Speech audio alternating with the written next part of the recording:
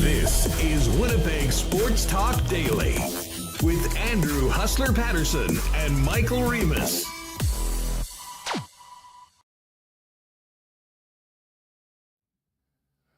Happy Friday, everybody. It is game day on Winnipeg Sports Talk. Big one tonight against the New Jersey Devils, and a big weekend for the Jets as they take on the Canucks on Sunday afternoon, with the Dallas Stars just 4 points back for the Central Division lead, although their games in hand have been used up. Would have been nice if the Calgary Flames could have found a couple more ways to beat Casey DeSmith on their 102 shot attempts last night.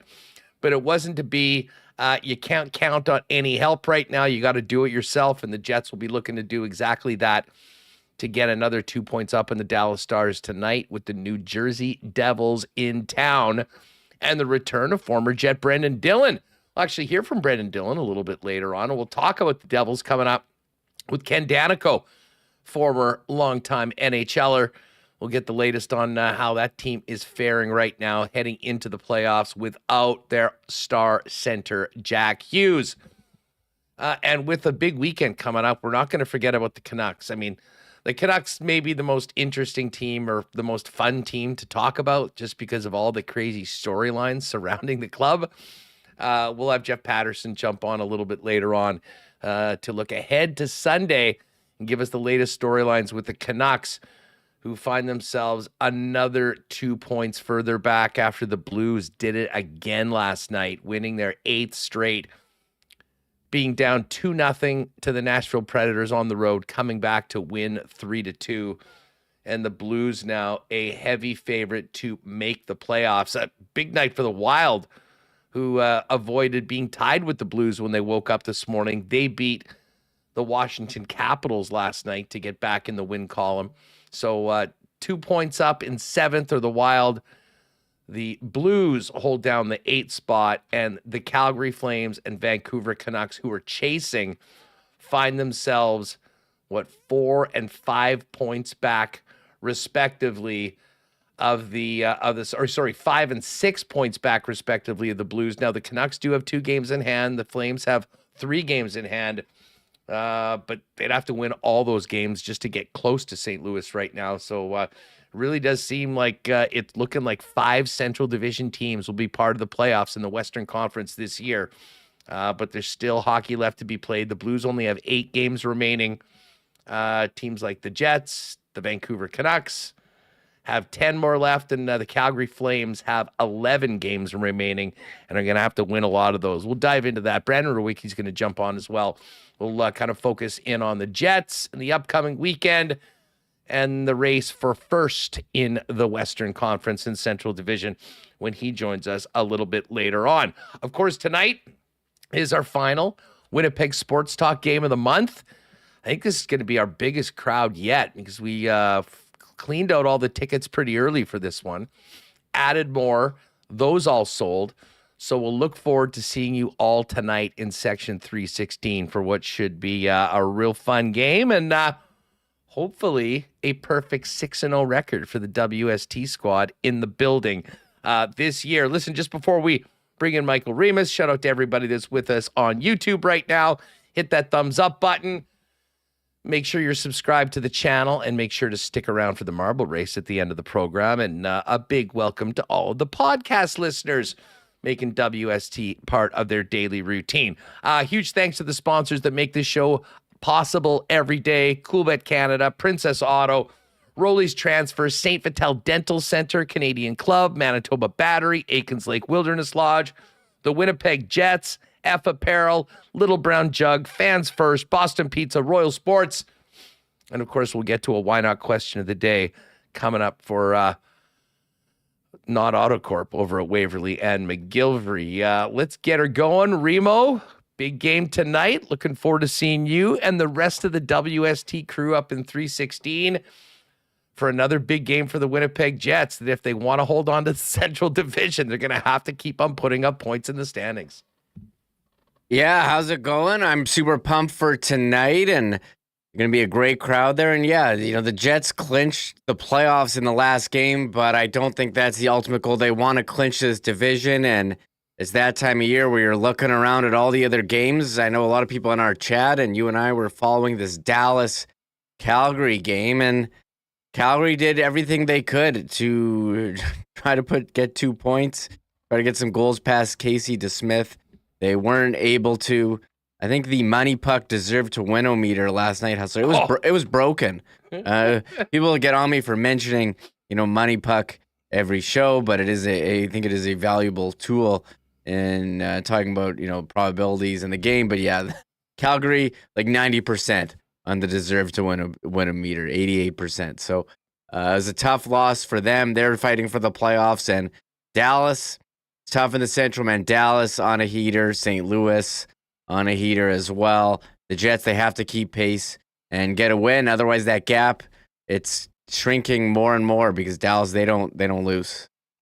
Well, they don't. And again, they had those games in hand, and we talked about, when it was 10 or 8 points. I mean, at times the Stars had 2 or 3 games in hand on the Winnipeg Jets. And that was the old, as Paul Edmonds said, the objects in the rearview mirror are closer than they appear. We talked about the analogy of the circular track where you're on an inside lane or in an outside lane, and you make that final turn and they sort of pick up. That's where we're at right now. But there's 10 games remaining.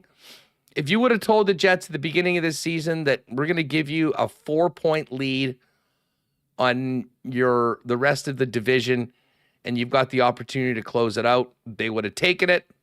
And again, like, the Jets are right there at the top of the entire NHL standings. This isn't anything that they've done. Although, I mean, like any team, you wish you would have gotten 2 points against Buffalo, or there's a game or two that you can look back. But it's right there in front of them. There's 10 games left. The goal is very clear. But, as we've heard from Scott O'Neill, and he kind of reinforced this yesterday, they know the situation. The standings are up in the room. They've got phones and televisions and probably were paying attention to what happened last night. But the bottom line, Remis, is that their destiny is in their own hands. And yesterday, the focus was on the New Jersey Devils tonight. That's got them to where they are so far this year. You can't worry about what Dallas is doing. You can't think about Sunday afternoon against the Canucks. You got to take care of the opponent in front of you. And that'll be job one tonight when we all get to the rink. Yeah, it's going to be a great crowd, I'm sure. I was looking at tickets the other day. It was very close to a sellout. The last two have been. And Friday night against New Jersey, when you're battling for the Central, I mean, this is your chance to get in and go, because as we talked to Rob Maloney yesterday from True North, tickets, unless you're a season ticket member, are going to be very tough to come by for the playoffs. And it is amazing looking at the standings here. The Jets 4 points up on Dallas with the same number of games played. But you look at the last 10, Jets 7-3. That's pretty good. Dallas, they're right there, 6-2-2. But they're on a 4-game win streak. The Jets only got a 1-game win streak. Then you look down, Colorado, 4-game win streak, 8-1-1 in their last 10. But they're 9 points back. And here's St. Louis on an 8-game win streak, also 8-1-1 in their last 10. Craziness in Minnesota getting a win yesterday over Washington. So they're still in the playoffs. We'll see Vancouver here Sunday. They need to win. They need to win a lot. They're 5 points back of St. Louis. So it's crazy with the 5 Central teams in the playoffs. Very stacked division. And this is going to be fun here. Final 10 games. This is it. So, that I'm bring up Money Puck again, looking up tonight's game. Very big game for the Jets, that it says, in terms of, obviously you just look at the standings and got to, keep that gap with Dallas that has been closing. No, exactly. Hey, just looking at chat, Shout out to Craig Smith. He and his wife are ready to go. He got the Jets hoodie on already for the game. And Eric Wilson, listening from South Carolina. What's going on? And Tico J tuning in from Alberta today. Looking forward to the game. What's up, Tico J? And hey, I see Liz is here too. What's up, Liz? Sunday morning, 9 a.m. You know what that means. It's WST Sunday Live with Connor, Liz, and Jacob. Going to be their opportunity to recap everything that happens tonight and get you ready for matinee action at Canada Life Centre against the Vancouver Canucks on Sunday.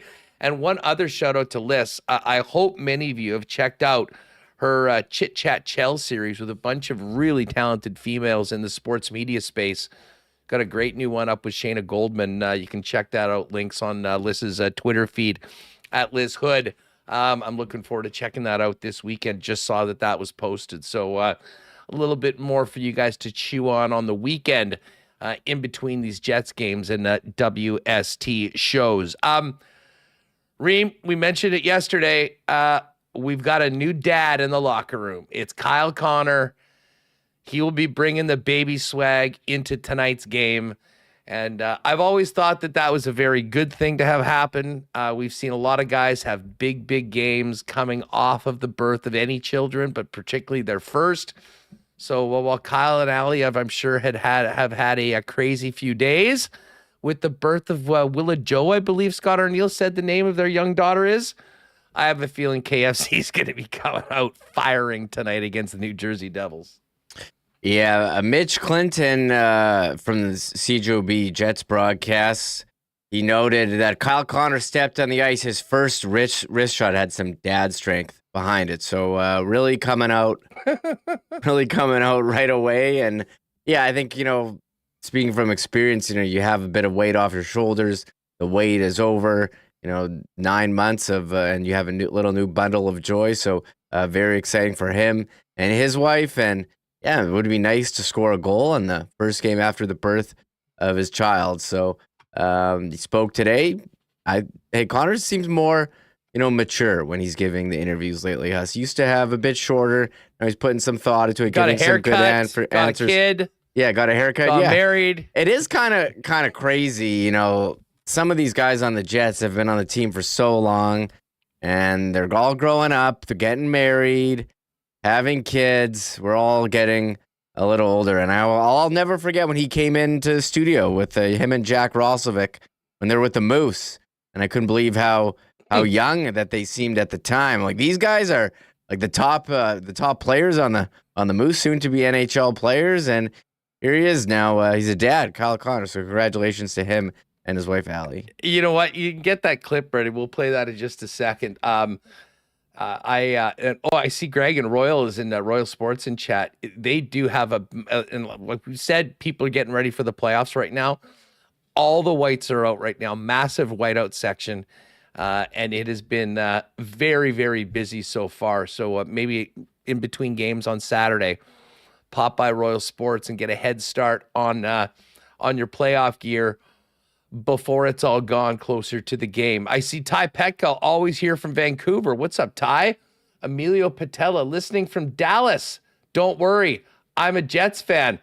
Hit us up in the chat if you are listening to us from outside of Winnipeg and Manitoba. Always love to connect with some of our listeners and participants in the chat from places outside of the province. Of course, the place to be, though, despite the snow we got yesterday and maybe more today, downtown Winnipeg tonight as the Jets take on the New Jersey Devils. As we mentioned, Ken Daneyko is going to join us in a couple minutes, but let's just get a quick bit from Kyle Connor. He just talked about becoming a new dad and bringing that baby swag into tonight's game. Willa, she's everybody's great. It was obviously pretty life-changing experience, and everybody's healthy and happy, and it's pretty cool. I was going to ask, did it feel different coming to the rink today for the first time as a dad?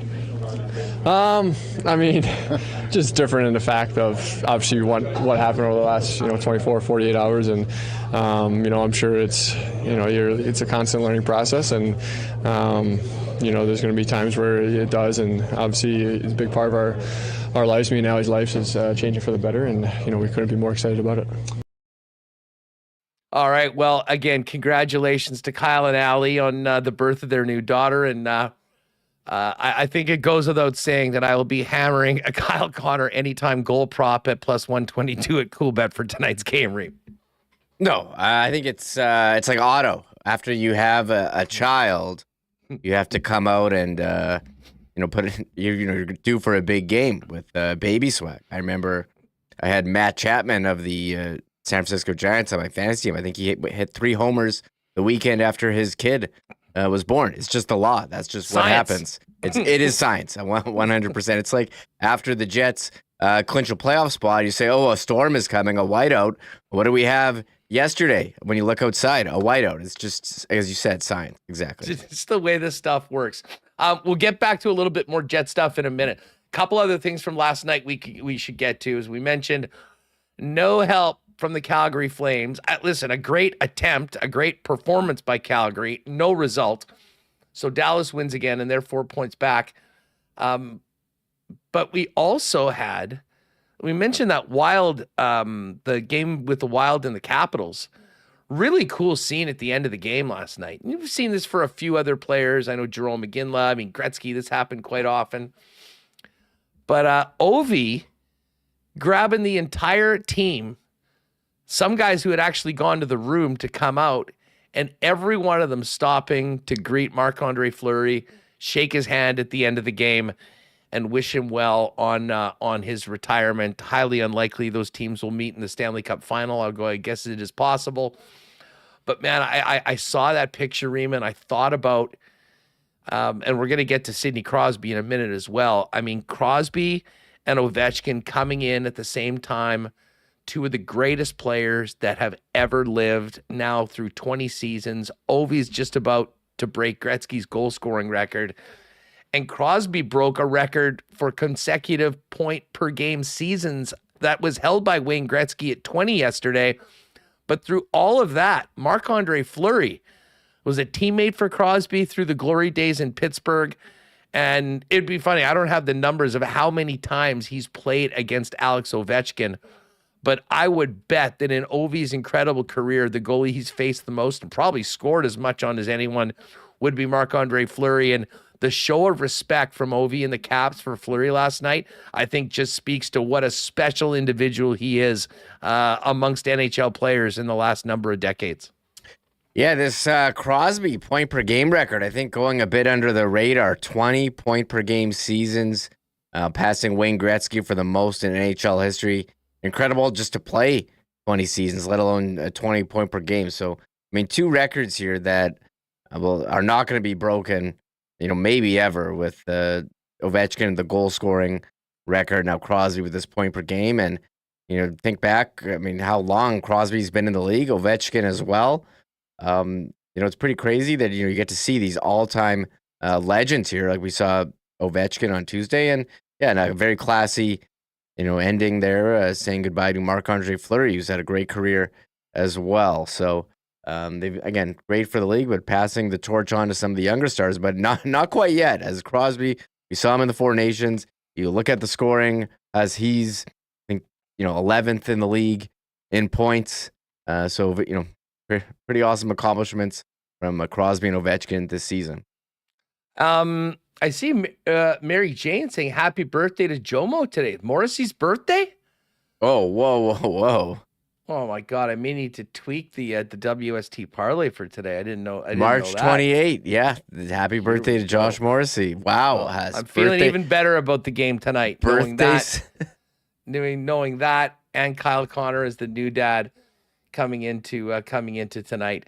Well, the bottom line is all that stuff is nice, but it is going to be about getting a win tonight against the New Jersey Devils. We'll hear a little bit more from Kyle Connor later, and we will have some Brenden Dillon.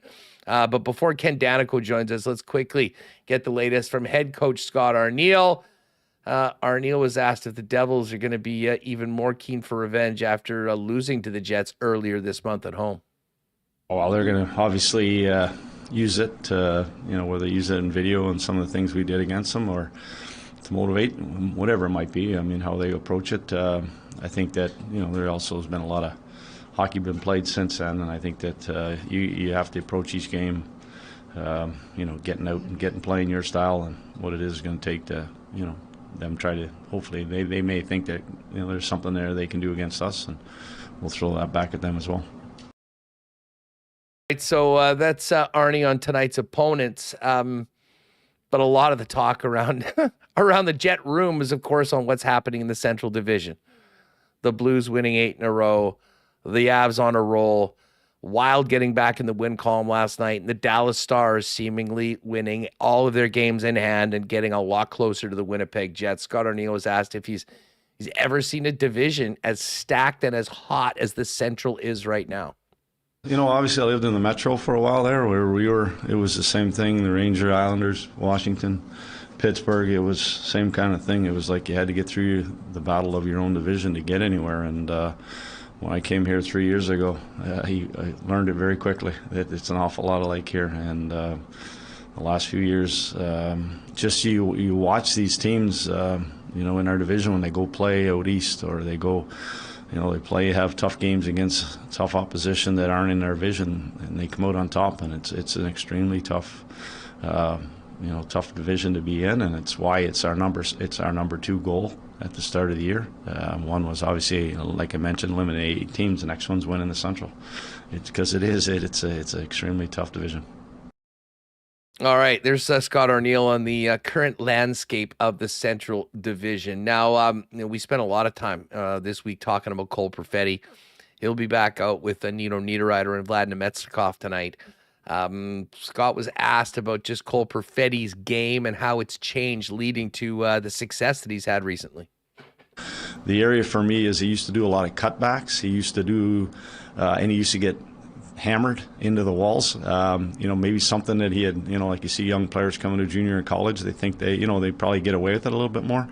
Up here he didn't, and he got hit hard a few times, and it's an area that he recognizes now when he has a step on a player. If that's there, he can get away, but it's being elusive. It's being hard to track down, and that for me is he's gotten himself puck possession first, and then he's been able to expand the zone, maybe get out of those corners with the puck.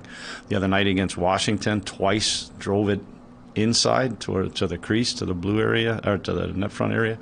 To me, that's a player that's changed his game. Right, now, one lineup change today for the Winnipeg Jets, and Ken noted that Arnie had said that Kupari has had a setback. He was hitting the boards by Hudson Fasching earlier this month and missed some time. But as we speculated yesterday, regardless of injury, maybe they'd get David Gustafsson in for a game, and Gus will be drawing in for him on the 4th line today. He's monitored day to day, but here's what Arnie had to say about Gus going in for the speedy Kupari on line 4. Yeah, Coop's had a little bit of setback, so we'll just kind of sort of monitor him day to day. But Gus is Gus. He's just kind of, you throw him in, whether it's center, left wing, penalty kill, face-offs. Sort of, again, another guy, kind of like you mentioned, Vladdy. We have guys that have been able to do this, kind of maybe not play for a while, but jump back in and not miss a beat. And Gus is a real good teammate that way. Upper or lower for Rasmus? Setback from where he was, so way back. So yeah. Yeah, sorry, Ken. You're not getting upper or lower. It's just a setback. Did we get clarification the first time whether it was upper or lower? I have to go don't back remember and do the homework, and have to go back to previous Scott Arniel bits for that. Bottom line is no Rasmus Kupari tonight. And I'll tell you what, I'm looking forward to seeing Gus get an opportunity to get back into the lineup. I've liked his game when he's been in. He's played center, he's played the wing, but he hasn't played very much this year, and that is because, again, touch wood, the Jets have been relatively healthy up front. Now with Gabriel Velarde out and now Rasmus Kupari out, big opportunity for David Gustafsson to show that he is playoff ready. He'll be skating alongside Morgan Barron tonight and the speedy Brandon Tanev. We are going to have Ken Daneyko join us in just a couple minutes. So just before that, let me thank our friends at Rolly's Transfer for their great support of Winnipeg Sports Talk. I know it looks like winter outside, gang, but spring is actually right around the corner. The playoffs are coming up, and many of you will be looking on making a move to your next destination. If you have a move planned in the spring or the summer or at any time, really, lean on the folks at Rolly's Transfer, the most trusted name in moving in Manitoba, family owned and operated for over 60 years, to give you and your belongings the white glove treatment onto your next move. Hit that request an estimate feature at the top right corner of their website and put in the promo code WST for a special discount on moving services and moving supplies, and let them know when and where you're planning on moving and what needs to be moved. And the friendly staff at Rolly's will turn it around quickly with a great quote to give you that white glove treatment that they are famous for. For your next move, make it Rolly's, the most trusted name in moving in Manitoba. Find out more, request an estimate today online over at Rollies.com. Hey, I know that the gang at St. Vital Dental Center is going to be looking forward to the marble race this afternoon. St. Vital Dental Center is a full-service dental spot that's been treating generations of Winnipeggers, but with a beautiful new location at 167 St. Anne's to take care of you and your family's full dental needs. It is a great time for spring cleaning of a lot of things. If it's been a minute since you've had the cleaning of your teeth, give him a call. Dr. Terry and his great staff are waiting for you. Free parking right behind the building in the back. It could not be more convenient. And again, smiling faces all around to help your smile look better than ever before. Find out more and make an appointment online at stvitaldental.ca. We do have a little bit more of a blast of winter, so Manitoba Battery's ready for you. If you do need, your car battery, a truck battery tested or checked out or replaced, you can pop by Logan Avenue. You can pop by Dovercourt Drive and get picked up on that. And of course, when you shop at Manitoba Battery, you're shopping local. You're getting the best prices in town, beating the pants off the big box stores with the best customer service as well. If you can't make it down to one of their locations, don't worry about it. Give them a call or order online at manitobabattery.ca, and they'll deliver those batteries to you for free anywhere inside the perimeter of Winnipeg. Again, order today or find out more at manitobabattery.com. And just before we get to the Jets Devils, a big cheers to our friends at Canadian Club. The weekend is here. Many of you will be popping by your local Manitoba liquor marts when you're looking for the best in Canadian whiskey. Start at the top, the oldest, the iconic Canadian Club since 1848, bringing the good stuff. And it's not just Canadian Club Original, but you can get the Canadian Club 100% Rye, Canadian Club Classic. And in a few months, when we're down at Princess Auto Stadium cheering on the Bombers, the great taste of Canadian Club and ginger ale. Premixed cocktails in cans that you can find at your local beer vendor as well. Let's get on to tonight's game and welcome in legendary NHL defenseman and longtime Devil, Ken Daneyko, to the program. Ken, what's going on? It's a pleasure to have you on the show. Good to be with you, and things are good, I guess, for the most part, and it's beautiful weather if you're a polar bear out there. Hey, you know what? This is you know what it's like. I mean, it can be 20 above, it can be 20 below right now, and you know how Winnipeg does it for the playoffs. We bring the whiteouts, and the Jets clinched the playoffs in their last game, and maybe this is Mother Nature reminding us of playoff hockey coming in. It looks like the Devils are going to be... hockey weather, no question. I grew up in this. I grew up out west in Edmonton, so I get it. Yeah, no, we're I think the fact it would be a lot different if the Jets were 10 points out of a playoff spot, but people are pretty fired up about this team and what they've done. You saw them a few weeks ago. Just before we kind of dive in on the Devils, well, what have you thought about Winnipeg from what you've seen so far and where they are in the standings, knowing that this division they're in, you got to get right to the finish line of 82 to win it, with the likes of the Dallas Stars and the Colorado Avalanche chasing? Yeah, I guess they've been as impressive as any team in the National Hockey League for sure. Saw them a few weeks ago. They're deep. You make mistakes, they make you pay. don't need as many opportunities to score. And then you top that off with a great defensive structure, best goals against in the National Hockey League, I believe, and certainly with a great goaltender, all-world goaltender, and Hellebuck, they should be dangerous. And if they learn from last year, and it's always about experience, sometimes you got to falter before you take that next step. And they were a great team last year. Didn't work out in the playoffs. They were blitzed by Colorado. But speaking from experience and having been through a lot throughout my playing days, and fortunate to be part of Stanley Cup championship teams, you got to go through those heartbreaks to understand and improve and not make the same mistakes the next time around when it all starts. And that's what it's all about, the playoffs. You know, I'm so glad you brought that up because of your experience. I wanted to hit you that. I mean, you know what it's like to win cups. I mean, the championship teams often are built on a number of things. First of all, talent and game plan and coaching. But there is a level of experience and sometimes falling and failing before you actually succeed. Yeah, it's a big part of it for sure. I mean, no question. Yeah, you'd want it to be go smoothly and play the exact same way you did in the regular season and cruise along the playoffs, but that rarely happens.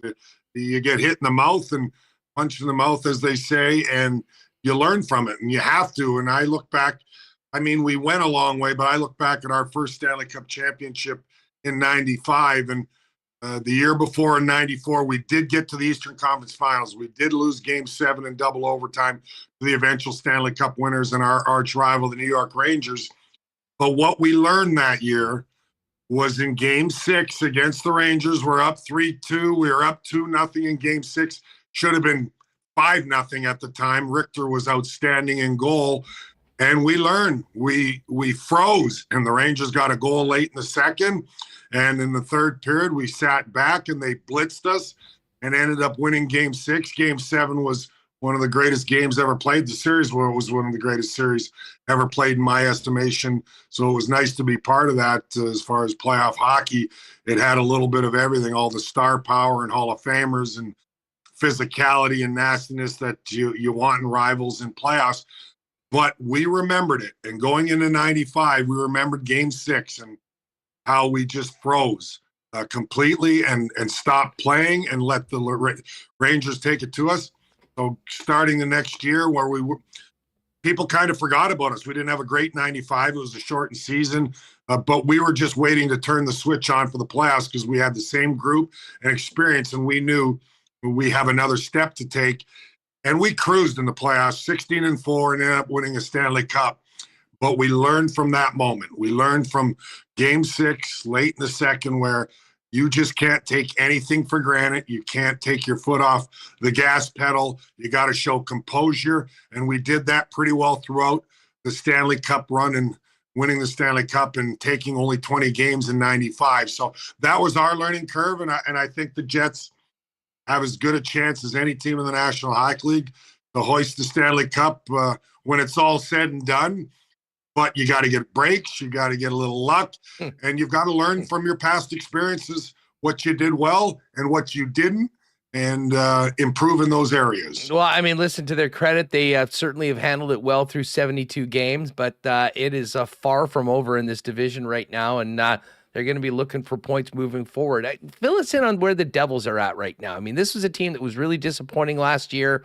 They bounced back. They were near the top of the East for a good portion of this season, and now are hanging in, but without their franchise player, Jack Hughes, in the middle. As the Devils come in here today, where are things at, and how are they doing without Jack in the middle with so much on his shoulders normally when this team plays? They've been scratching and clawing for the last 2 months. It hasn't been perfect. In fact, they haven't got the results they've wanted as much as they would have liked. They're learning to play without their star player. That's also a learning curve, no question about it. But can't forget on the back end, missing Dougie Hamilton and Siegenthaler, who was as good a shutdown defenseman with Kovacevic as there was in the National Hockey League. If you looked at the metrics at the time, those two guys had played 40-plus games together, and they'd been right near the top as far as suppressing offense and top lines. So Siegenthaler meant a lot. Hamilton, you don't replace him from the blue line in offensively. He's as dangerous as any defenseman in the league and can score from anywhere in the offensive zone, and that takes a big threat away on the Devils' power play for sure. But Jack Hughes, he has the puck on his stick half the time he's on the ice, and he's on the ice 20-plus minutes a night. So it was a big loss, but no excuses. Everybody goes through it. Teams have to learn to find other ways to win games, and so this is what this team is learning along the way.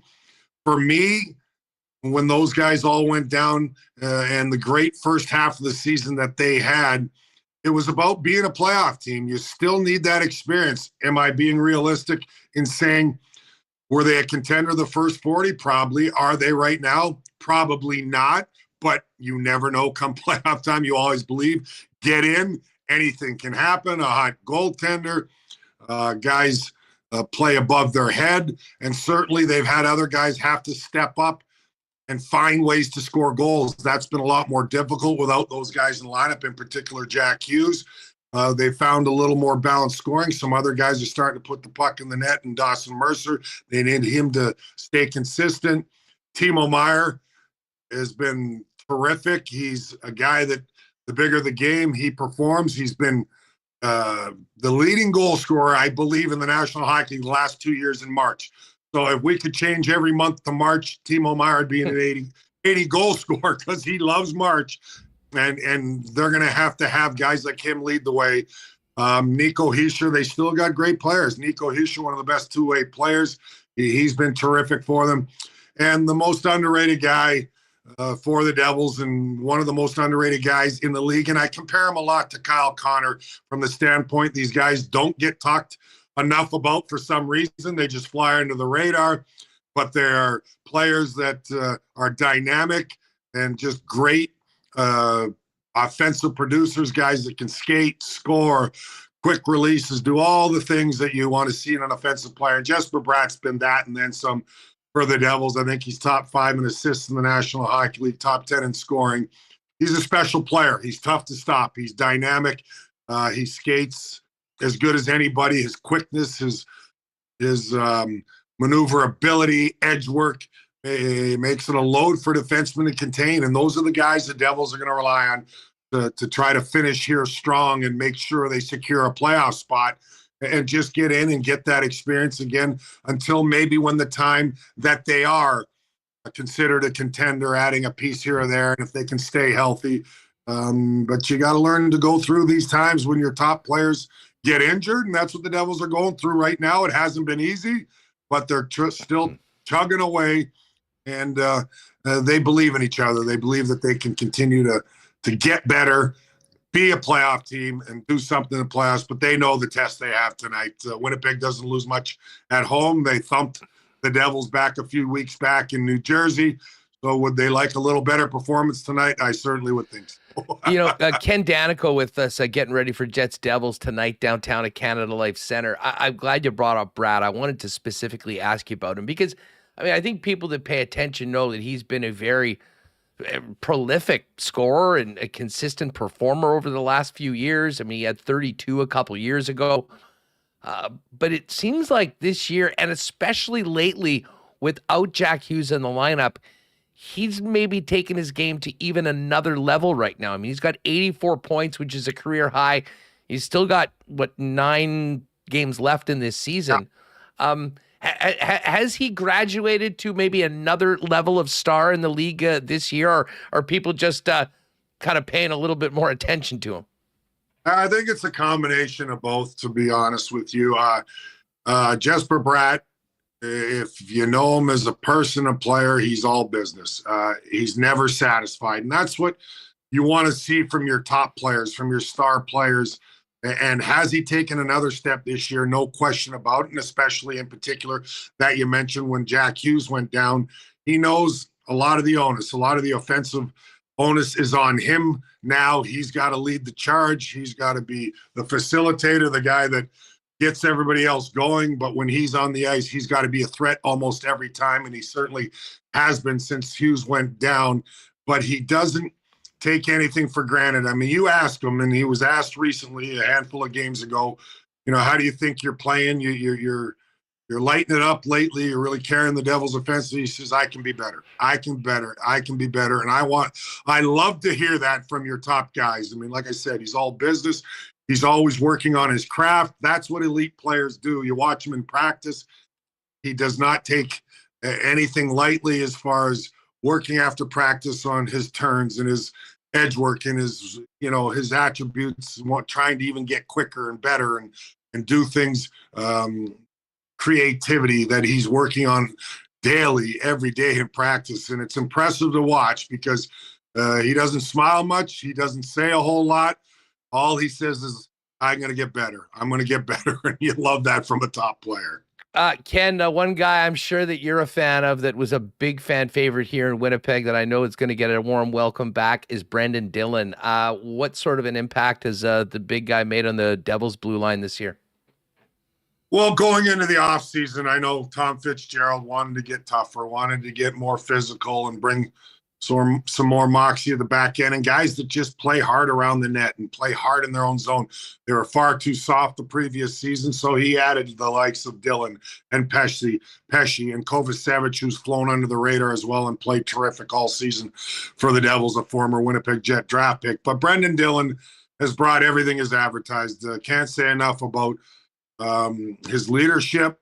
I mean, he says the right things in the room. He's always positive. He's bringing guys together.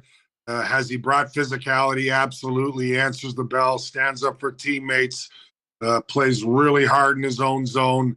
He's just a throwback, a guy, you're absolutely right, that I love. He reminds me a little bit of my style for sure, and that's something that you can't have enough of on your team, even in today's game, even the way the game's evolved. You need guys that are going to do anything to block a shot, to stop a goal, to get in the way, just to be tough to play against in your own zone. And Brenden Dillon has certainly done that. I know, listening to him this morning at Morning Skate, how much he appreciated his time here in Winnipeg. He loved it. And he was disappointed, obviously, like everybody else, the team and certainly the fans, the way it ended last year, but after the regular season they had. But he was glowing about all the players and the fans here in Winnipeg and everything that he experienced here as a Winnipeg Jet. But we're certainly glad to have him in New Jersey, and he's a big piece, a big cog for this Devils team moving forward if they're ever going to get to that level of being a consistent playoff team, a sustainable playoff team, and then hopefully a Stanley Cup contender, which they think isn't too far off. You mentioned Johnny Kovacevic, and he, to a lot of Jet fans, is sort of the one that got away. It was a real crowded blue line. I mean, they weren't able to keep everybody. He got plucked, and he's done the work to, kind of establish himself as an everyday NHLer, got the new contract. But his name was all over the place. Was it last week when what seemed like a pretty innocuous comment about everyone just needs to get into a playoff mentality was thrown at Sheldon Keefe. And he said, Johnny Kovacevic just needs to play better. And obviously that opened some eyes. Tell us about where Johnny was. And if you can, what was the aftermath of that? Was this just catching Sheldon Keefe at a bad time? Yeah, absolutely. I mean, it could have been any player saying it, and you probably would have got the same remark from Sheldon Keefe. Just plug in the name. And I loved it. I love it from the standpoint that he knows how well Kovacevic has been here for the most part. He earned that extension. Johnny's played terrific hockey for the Devils. Everybody had dipped a little bit. And that was the message. So sometimes you're in the firing line of the coach's ira where he's angry. He expects more from his team. They've blown, 2 or 3 third period leads, which they've been terrific all season long with defending leads. And they just got a little complacent, a little tentative. And I think the coach was upset. And I like that. That sparks your team, believe it or not. Johnny took it just fine. He understood. If it was any player, it would have been said at the time. And that was just a message kind of to the team that we've got to be a little better in every area. And every player to a T. I mean, had dipped in their play a couple weeks as far as consistency. Johnny, no different. Nobody's perfect, but I will say, certainly glad that Fitzgerald, it was a steal in my estimation to get him from Montreal as far as how well he has played defensively for the most part and all season long, and in particular when Siegenthaler was in and they were a top shutdown pairing, they really had done an excellent job. So yeah, it was just to get the attention of the team for sure. Look, you got to be big boys. Once in a while, the coach is going to bark a little bit to get your attention. And for me, I know it's not like the old days where coaches did a lot of that, and you got to be a little more careful and a little more of a psychiatrist, and you can't yell too much or get on a guy too much in this day and age. But you still got to get the attention of your players and hold them accountable. And I think he was holding the team accountable at the time. But make no mistake, Johnny Kovacevic has been a real good addition here in New Jersey. Speaking of additions, the addition of Keith as head coach, it didn't take very long for him to get right back into it. It was a great start. Obviously, they've got challenges right now with their personnel and guys that are out right now. But what have you noticed, and what's he been like for his first year with his new team after that stint with the Leafs? Well, I think it's been pretty good. Obviously, there have been challenges. There's ups and downs for the players, for the coaches, for management, everybody involved, obviously, even at the deadline. Do you add? Do you not add because Jack Hughes is out? Do you wait? I think Fitzgerald did the right thing to just add some subtle pieces to try to get them over that hump. And over that hump, by what I mean by over the hump is that make sure they are still a playoff team. And they added a Cody Glass who's out with injury, but has played extremely well and added some depth for them. Chipped in offensively, very intelligent player, two-way player. Daniel Sprong in and out of the lineup. They're hoping he can add some offense that's missing with Jack Hughes out when he gets in the lineup and bring some scoring. So he just added some subtle pieces. Dumoulin on the back end a little prior to the deadline, and Cholowski just to bring some much needed experience with Hamilton and Siegenthaler out. And I think he made the right moves from the standpoint of, I know some fans were disappointed, but I'm like, it's not that, timing is everything, and it's not the time to strike big at the deadline. Maybe if everybody was healthy, yeah, you would have tried to do a little more. But I think Fitzgerald handled it perfectly. Sheldon Keefe, it's been trying at times, and understandably so. He's a no-nonsense guy, which I love in coaches, and he holds them accountable. And that's what you want to see from him. The Devils needed a little more of that, in my humble opinion, along the way. And I think they got the coach they need moving forward. And we'll see how the rest of the season goes. But I've liked what Sheldon Keefe's brought so far. Ken, always been a huge fan of you as a player and now afterwards as a broadcaster. Thank you so much for doing this. Should be a great one tonight between two teams that are headed for the playoffs. Looking forward to it, and really appreciate you joining us on Winnipeg Sports Talk. Real nice joining you. I just hope the Jets take it a little easy on us and understanding. They don't need every point, do they? Tell Dallas that. I don't think that's the feeling right now. Devils are going to play hard tonight. Should be a hell of a game. Right on. Thanks so much, Ken. Thank you. Ken Daneyko joining us. So what a treat that was. An all-time great. And it's funny, you're talking about guys like Brenden Dillon who, made it miserable to be in front of the net. I'm not sure if anybody did that better for that period of time that Ken Daneyko was in there. And he's got the Stanley Cup rings to prove it as part of all those Devils championship teams in and around the turn of the century. All right, we will have Brandon Rewucki coming up. But speaking of Brenden Dillon, we're going to hear from Dillon in just a minute. Let me thank Princess Auto, though, for our great support here on WST. I know it looks like it's the middle of winter right now, but guess what? We're getting closer every day to Bomber season at Princess Auto Stadium. And, of course, in the meantime, Princess Auto is taking care of Manitobans and Canadians with the best deals on the most unique assortment of tools and equipment around. Everything you need to complete the projects on your list or start something new is waiting for you at Princess Auto. So you can pop by and visit them in-store, Panet Road, Portage Avenue West, out in Brandon, and take care of it all. Or you can get maybe some new spring projects working on or thinking of them by perusing and shopping everything they've got at princessauto.com.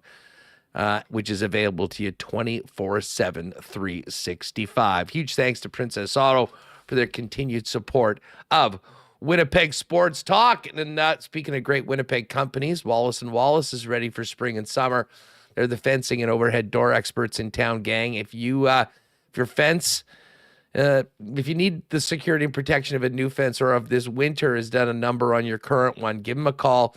They've got you covered with the vinyl, ornamental, welded wire, chain link, wood fences. And if you need a new garage door, got the largest selection in town, which means a garage door perfect to match your home and add value to it at the same time. 452-2700 is the number for Wallace & Wallace. Give them a call. They would love to come down and give you a free estimate. You can also check them out online at wallacefences.com or pop down and see them at their showroom just down the way off of Kenniston on Lawson Crescent. I know it's not feeling very springy, but we got wedding season coming up. We got grads coming up.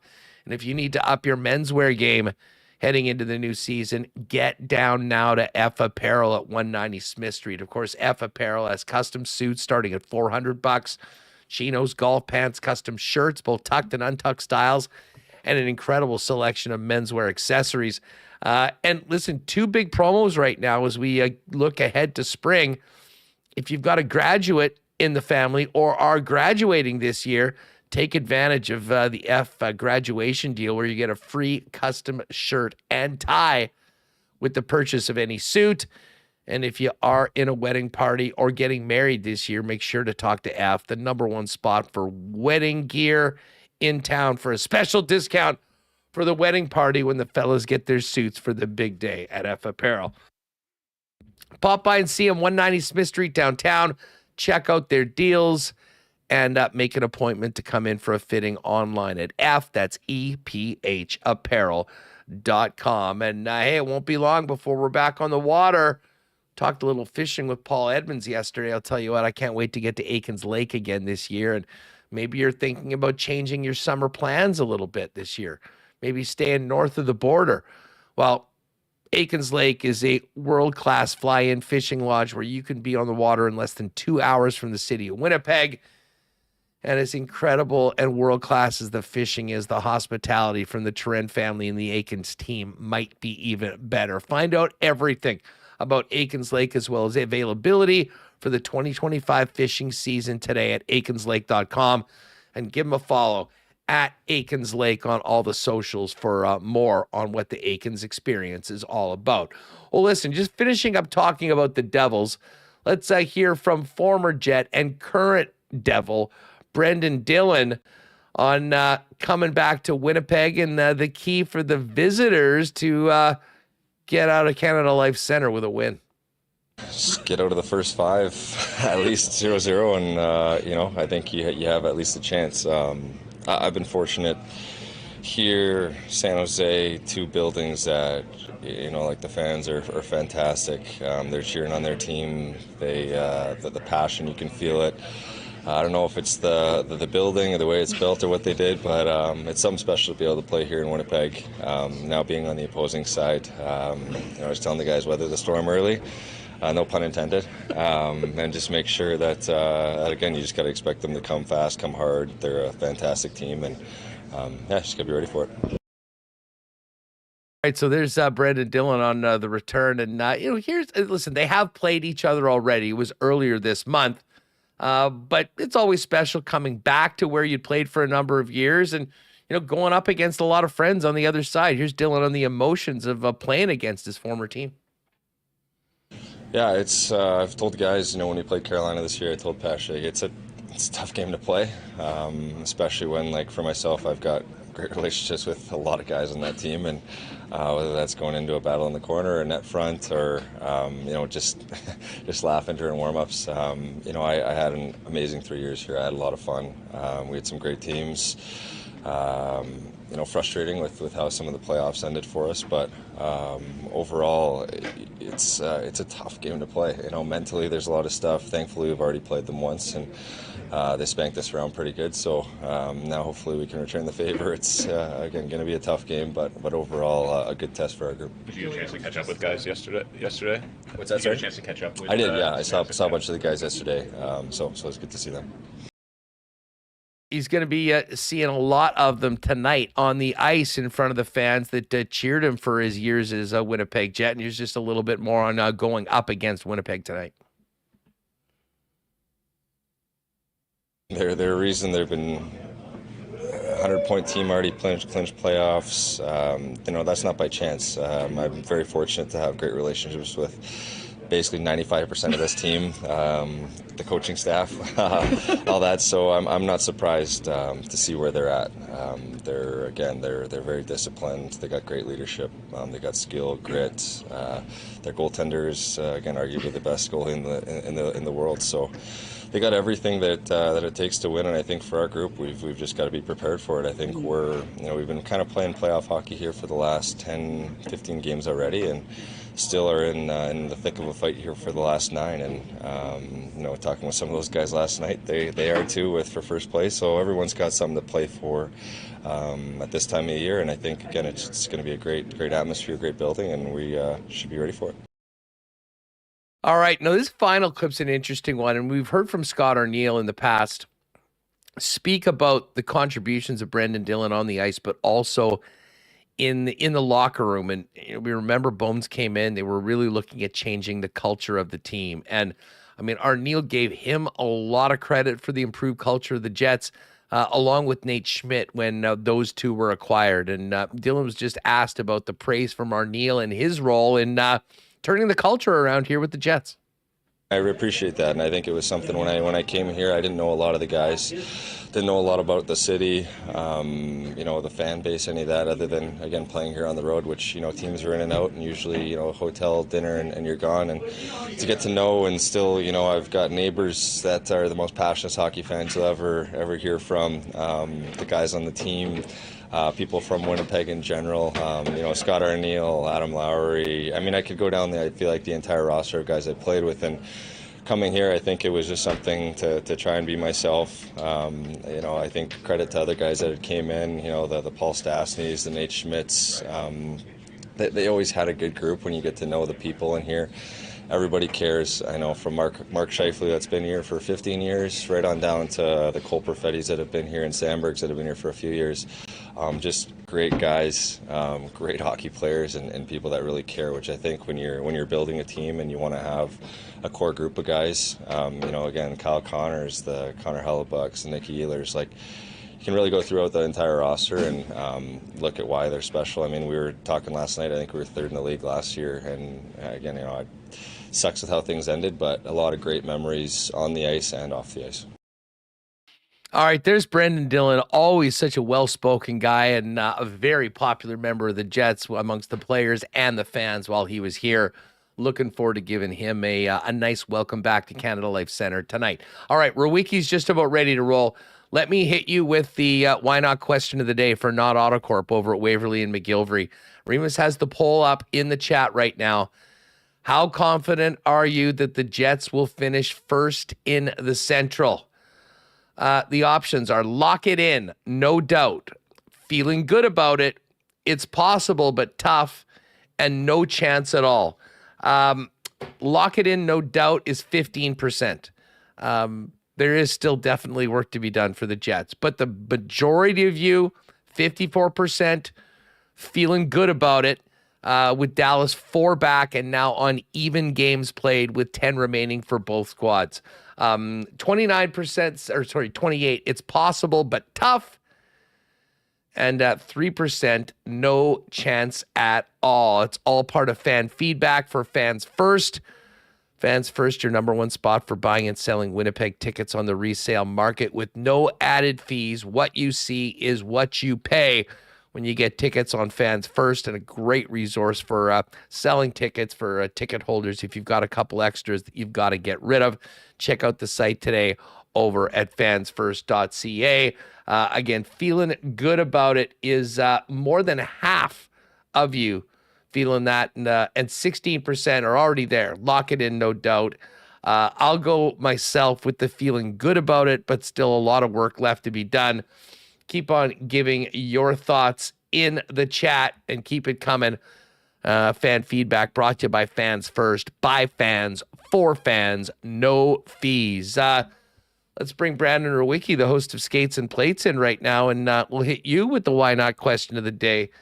As we go into tonight's action, Brenden, with Dallas now playing their 2 makeup games these last 2 days while the Jets have been off, surviving against the Oilers, and somehow winning a game that, frankly, they did not have much business winning last night. How confident are you that the Jets will finish first in the Central in another 10 games once we get to the finish line? Yeah, I'm not picking lock it in until there's Me neither. a Z beside the Jets in the standings there. So, yeah. But, I mean, to be fair, though, I would also be of that same mindset if it was, up 10 points with 10 games left, where it's like, we don't need to jinx anything at this point. We're in a good spot. Let's just get down the stretch here. But, man, give Dallas credit. Like, they're making it a little tighter than maybe it should have been down the stretch. But it does put a decent amount of importance on the next, I would say, like 4 or 5 games. Or even in the next 5, if the Jets go 4-1 here, you're just going to run out of games at some point if you're Dallas, right? So if guys want rest and they want to heal up, that would probably be the carrot I'm dangling if I'm Scott Arniel, where it's like, look, we can clinch first in the conference, first in the division, and who wants a week off, and see if that works over the next couple games here. Well, I mean, let's take a quick look at the schedule coming up. Speaking of those next 4 or 5 games, you've got the Devils tonight, and you got the Canucks on Sunday afternoon. I mean, these are games that you absolutely have to have. I mean, you've only got 5 home games left. You've got 5 road games left. They've been one of the best teams at home all season long. You'd like to get that done. And then the team heads out on the road. You got a travel day on Monday, LA Kings on Tuesday, the Vegas Golden Knights, who are playing very well right now and getting ready for the playoffs, on Thursday, and then Utah, who, after losing 8-0 last night, might be sort of at the end of the road. And then, of course, the next week, Brenden, they come back for 1 home game. Well, that 1 home game is against the red-hot St. Louis Blues, who could be a first-round playoff matchup for the Winnipeg Jets. And then Game 7 of this run, before they finish with Chicago, Edmonton, and Anaheim, is the Dallas Stars. The team is not looking far ahead. I mean, Scott Arniel is very, very clear. What we've been doing all year long is focusing on what we can control, and that is tonight against the New Jersey Devils. But when you look at those next 3 games, I mean, the Vegas and Kings game are going to be really tough. The Kings, I believe, are still the best home team in the league. When you think about where they're going after this weekend, it's imperative that they take care of business at home. Yeah, and I don't know if you check Dallas's schedule, but they don't play anybody until, well, they got a game against the Wild on the 6th, and they've got the Jets on the 10th. Those are the only teams remaining on their schedule that are in the playoffs. Yep.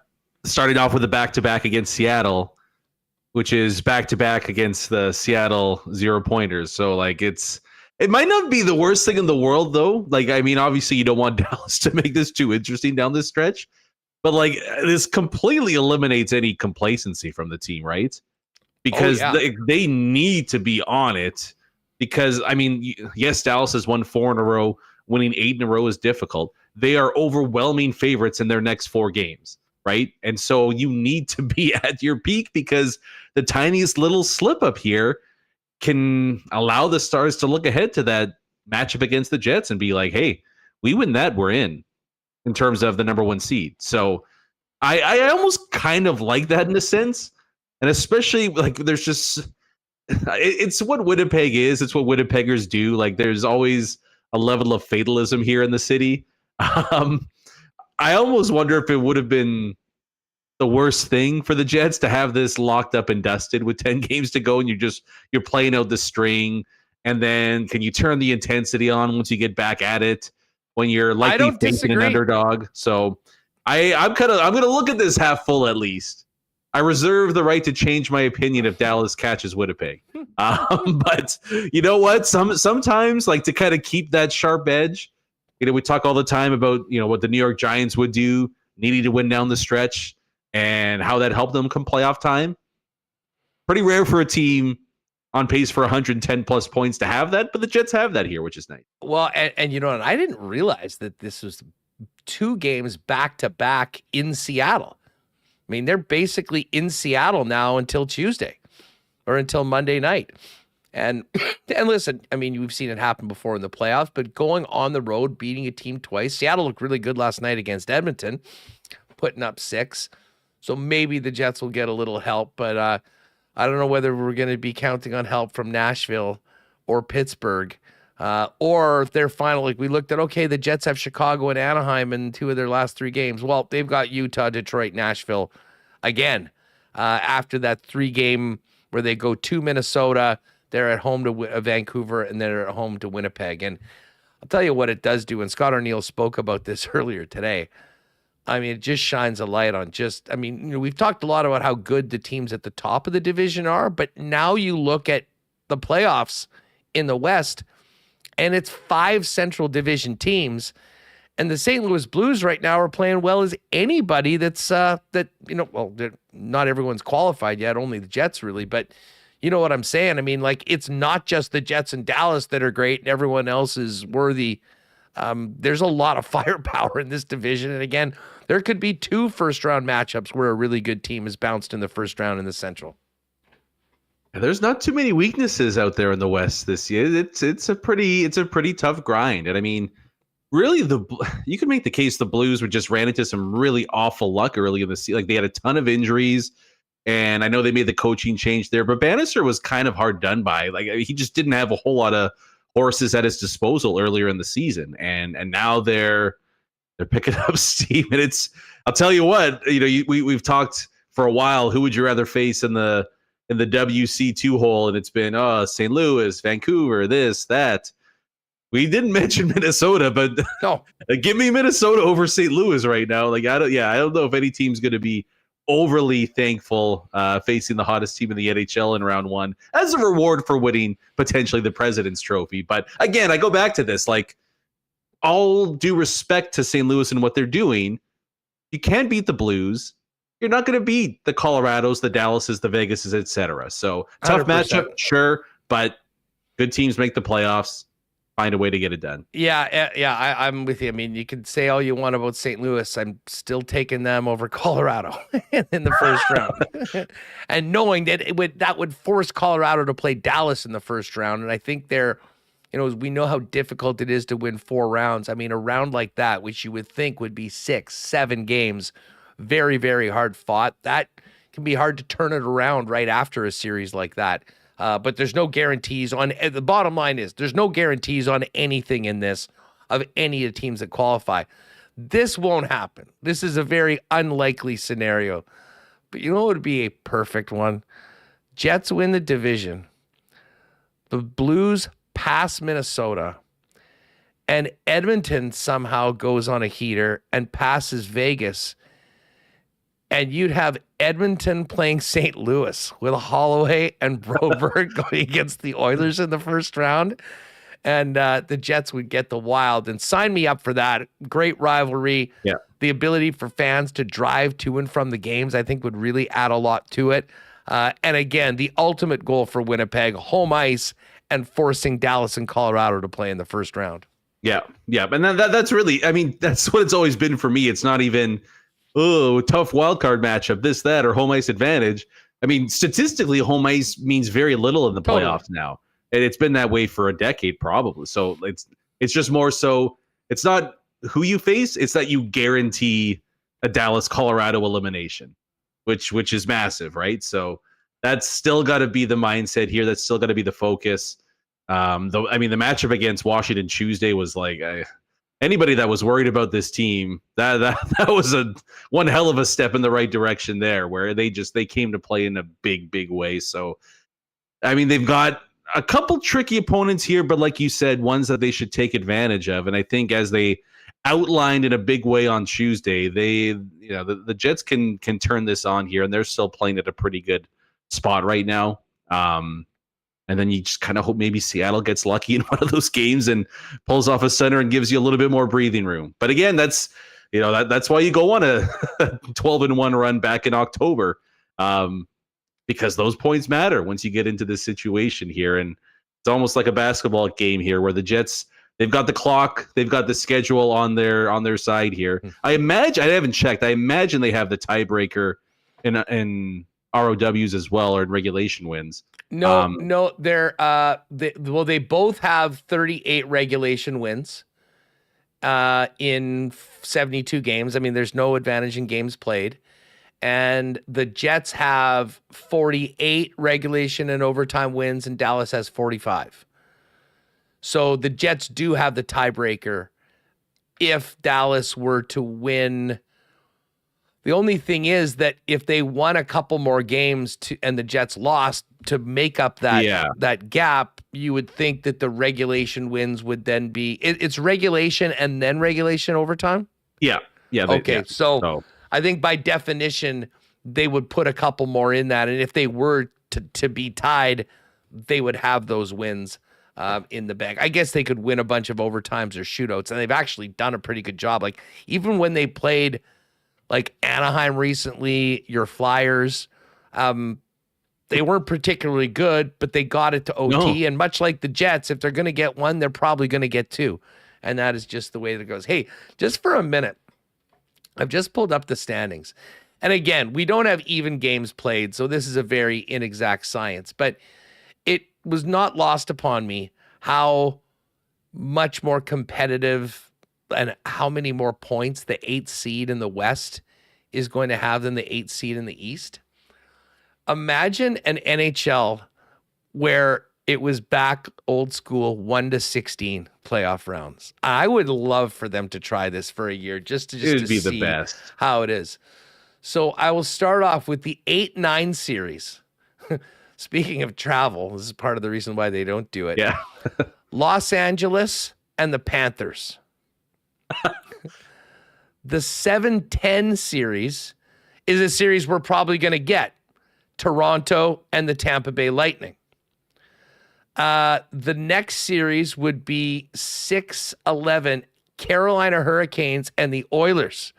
What is that, a rematch of the 06 Cup final? 06, yeah. You then have the Avalanche taking on the Minnesota Wild. And this is so funny. The Blues would be going up against the Vegas Golden Knights in the 4-13 series. The Dallas Stars would be going up against the New Jersey Devils that we're playing tonight. The Jets would get the Ottawa Senators. Ooh. And this is no consolation to Vancouver, who's, a long shot at this point to make the playoffs, but they would be in as the 16th team, and they'd be taking on the Washington Capitals. And teams like the Montreal Canadiens, who are in a spot right now, would not be there. But I would have a lot of time for the chaos of a 1-16, reseeded every single round. We're not going to get it, but man, there's some really interesting matchups there when you go through those. Yeah, I mean, 1-16 would be amazing, but the first one that you mentioned is why it's not going to happen. Yeah, exactly. It's fun to talk about, but it is logistically impossible to some degree. But it's kind of interesting because people do talk about the 1v8 just dominates everything.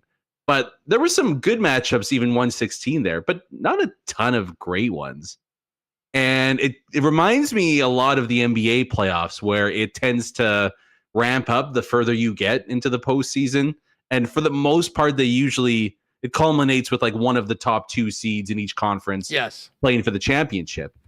The NHL setup right now is the exact opposite of that. Mm-hmm. And the first round is the best. Like it's nothing is even comparable to that. But like they do kind of lose momentum the further it goes. So it's like I don't know what's best. Would you rather have like the guaranteed absolute madness that is the first round, and then maybe you lose a little bit as you go along there, or first round's kind of a dud, but then 2, 3, 4 are something pretty special there. So like I don't know what the right answer is. To be honest, I'm one of the lone, not holdouts, but I actually kind of get and don't mind the divisional playoff format as it is now, because I don't think people realize that with 2 divisions in each conference, 1v8 is very similar to the setup that they have right now, which is 1 or 2 switch. So although at least we wouldn't get the 4th straight year of Edmonton, LA. Yeah. I mean, that part, the biggest, to me, the biggest critique of the current system is that there's usually a couple playoff matchups that are predetermined a month out. That sucks. Like that's just a terrible spot as a fan to be in. If you're one of those teams where we have nothing to play for, it's over. That part of it I really do hate.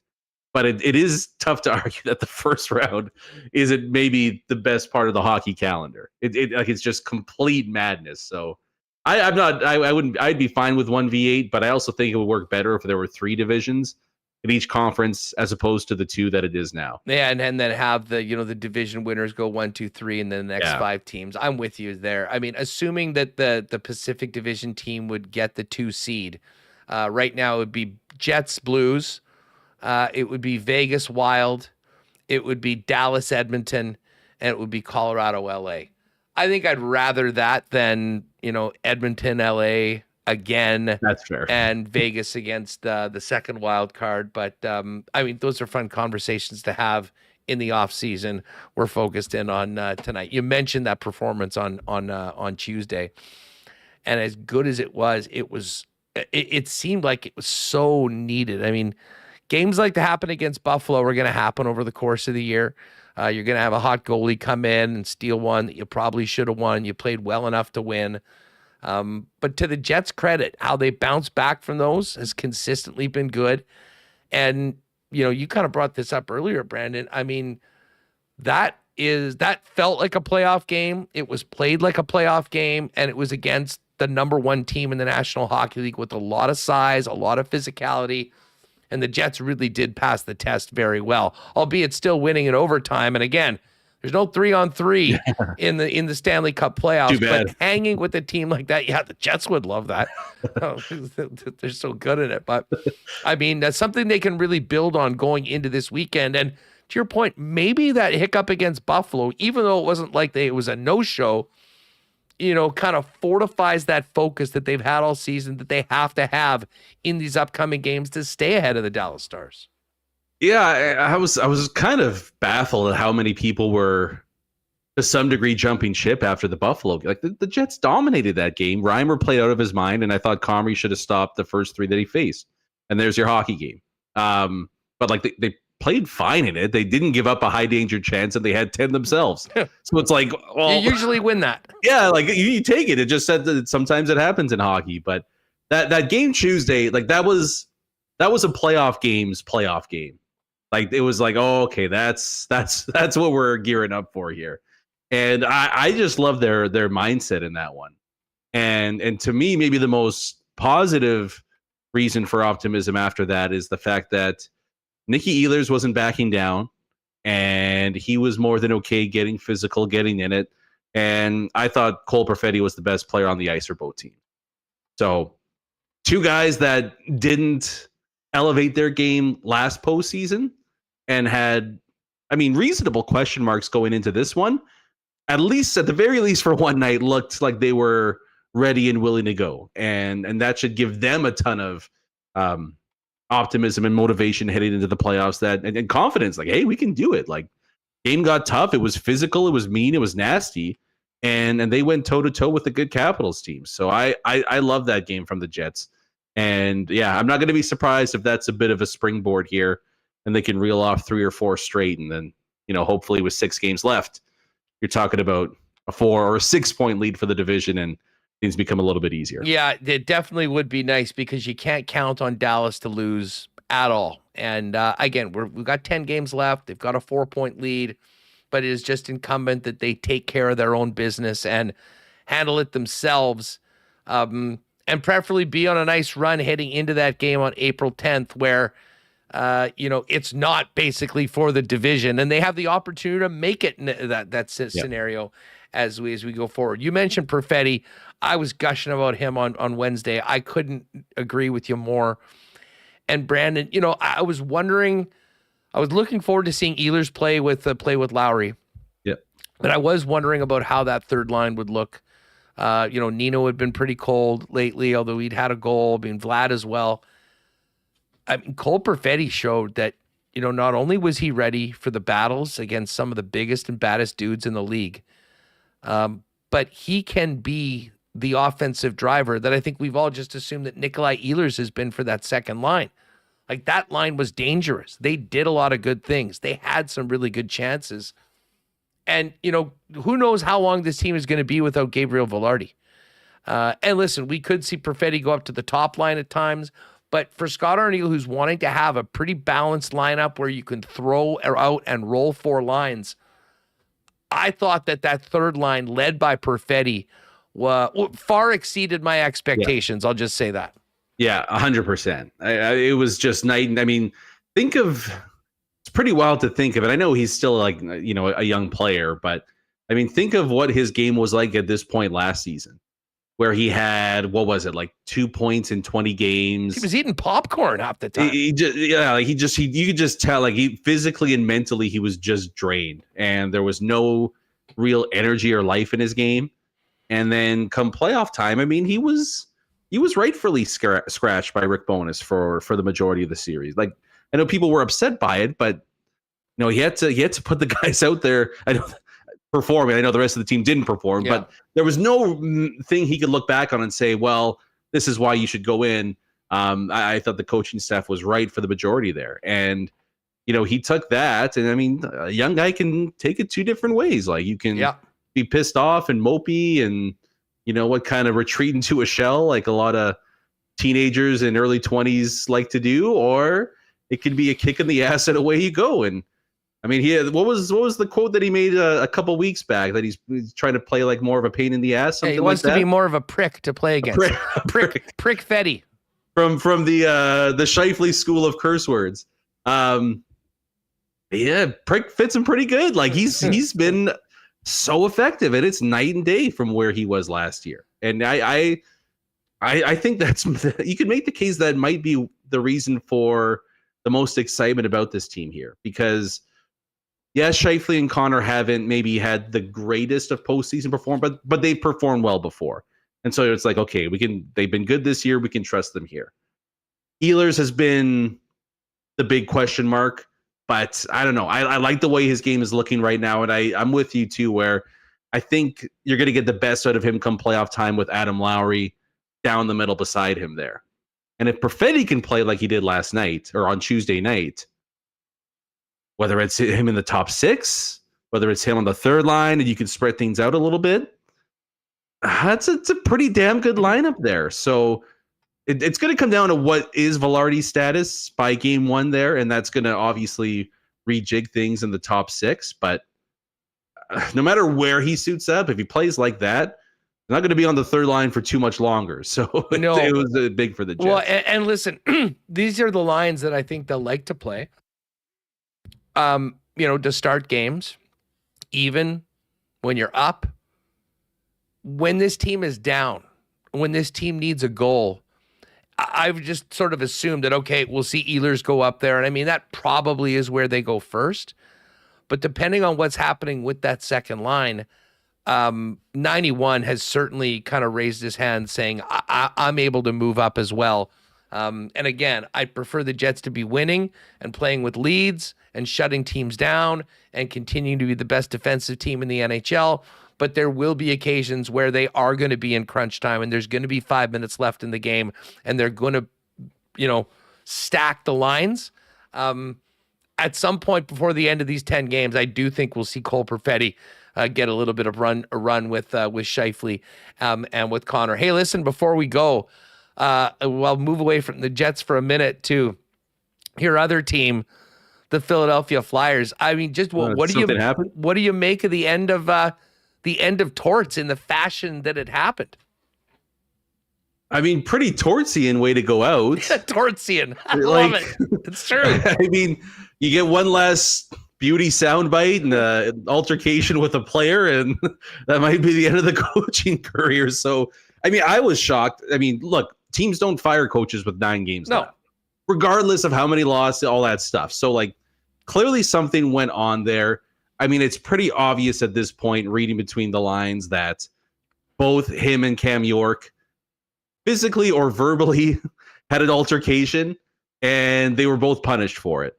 I mean, my thinking was that I thought once the season came to an end that it was going to be the end of the line for Torts in Philly. Just, I mean, it's the reality is he has a relatively short shelf life for the majority of teams that he coaches, and I just don't know if it was going to be a good fit for him. I wonder if it's going to be the last stop of his career. I think there's one spot that he might not be the worst fit in the world in going into next season. But at least from a Philadelphia perspective, to me, it makes sense. I probably going to be a full house cleaning there with the coaching staff.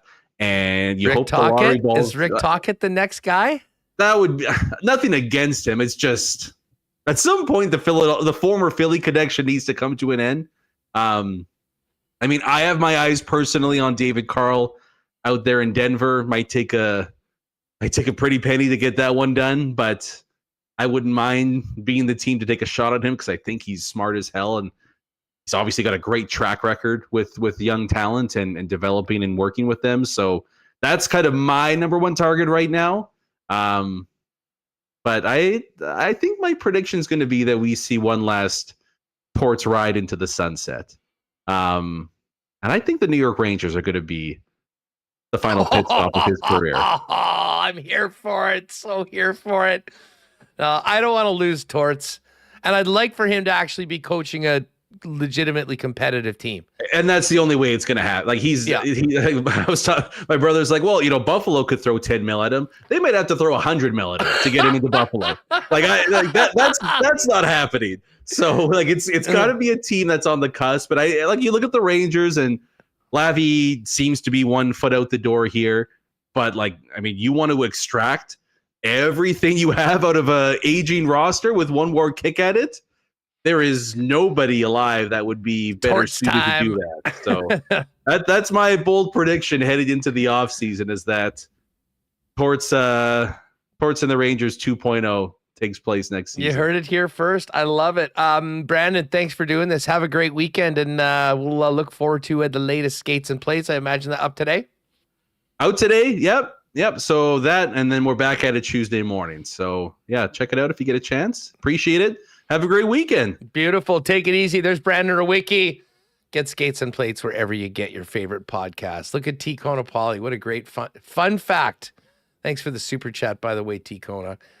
I listened to the Chris Nyland's Sick podcast, and he had Dennis Maruk on, who played in the 80s and was 5'8". Was he only 5'8"? Wow, I thought he was bigger than that. Had a wild stash. But he was a 60-goal scorer, and he said his game came around once he played like a prick. LOL. I wonder if Cole met him. Listen, Cole got that message, and he's doing it a lot more, and he's having a lot more success right now. Hey, listen, I saw Greg from Royal in the chat earlier on and mentioned that they are locked and loaded for the playoffs right now at Royal Sports. You can check out their Instagram feed at Royal Sports Winnipeg. But I mean, there's nowhere that has more stock and selection than Royal Sports. Well, the whites are all out right now, and people are jumping on it to get ready for the Stanley Cup playoffs. So I would suggest you don't wait. All the white jerseys are out, the white hoodies, white pants. I think they've got like those painter smocks or whatever that people wear to it. If you want to get your whites ready, do it now. Royal Sports, your #1 fan gear headquarters in town for all things Winnipeg Jets, not to mention Winnipeg Blue Bombers, Jays for the start of the season, yesterday, notwithstanding. And of course, with spring coming, bikes coming in, and tons of cool stuff on the King's Skate, Snow, and Surf side, especially that amazing Yeti section that they've had. Get ready for the whiteout today at Royal Sports, 750 Pembina Highway. And again, at Royal Sports Winnipeg on Instagram for the latest merchandise drops and sale information. If you don't have a ticket for tonight's game, the next best place to be is your local Boston Pizza. Pretty good sports watching weekend coming up. If you're into the March Madness, we've got 4 more games tonight. You got the Jets and Devils, the Jays and Orioles, although that's an Apple TV game, so that won't be on Sportsnet like it normally is. The one thing you can count on, though, the big game is always on at Boston Pizza, along with ice-cold schooners, world-famous BP wings, gourmet pizzas, and more. Make it BP tonight, and if you can't make it out, you can always order online at bostonpizza.com. And with the weekend here, we'll be enjoying a few little brown jugs tonight up in Section 316 with the Winnipeg Sports Talk crew. You can always pop by Winnipeg's favorite local brewery on William Avenue for all the good stuff right where it's made, or get it at your local beer vendor. Here's a big cheers to the weekend from our friends at Little Brown Jug. You train day in and day out, learning new techniques, approaching new concepts, and living out the thrill of achieving your goals. Building a craft beer is no different. While you spend your hours on the ice, we spend ours here, brewing our trademark beer. Again, and again. Here's to pushing the status quo and challenging ourselves to build something memorable. 1919 by Little Brown Jug. All right. Now, tonight, we'll see you all at the game. By the way, well over 500 in chat right now. People are fired up for the weekend. Hit that thumbs up button, please, if you haven't already. And make sure you have hit the subscribe button so you are eligible to win the Winnipeg Sports Talk hoodie that will be given away in the marble race coming up after we speak with Jeff Paterson of the Canucks Insider from the Nation Network, and along with Sekeres and Price. We are going to open up registration for marbles in about 10 minutes or so. So while we're talking to J-Pat, keep an eye on the chat, and you know what to do. ! Marbles when Remis calls for it. When we come back, we'll take a quick look at the Coolbet lines and then get into marbles. But we've talked a lot about the Jets Devils tonight. And again, like the team and the focus is on New Jersey tonight. But as soon as that final buzzer goes, it's on to an afternoon game with the Vancouver Canucks, who are in Columbus tonight in what feels like a do-or-die game. And then here in Winnipeg, coming off that 6-2 drubbing they gave Winnipeg in their last game at home before this road trip. So to get ready for the full weekend and talk about maybe the most interesting teams certainly this season in the NHL, let's bring in Canucks insider Jeff Paterson on Winnipeg Sports Talk. All right. Sorry, one sec. Hello? One sec. Hey, sorry. I didn't. Sec. No problem. We'll get Jeff up right away. 2:00 game on Sunday afternoon with the Jets Canucks. And then, as we mentioned, that's the final one for this homestand. And then we'll be getting out to LA, Vegas, and Utah before coming back for one game against the St. Louis Blues.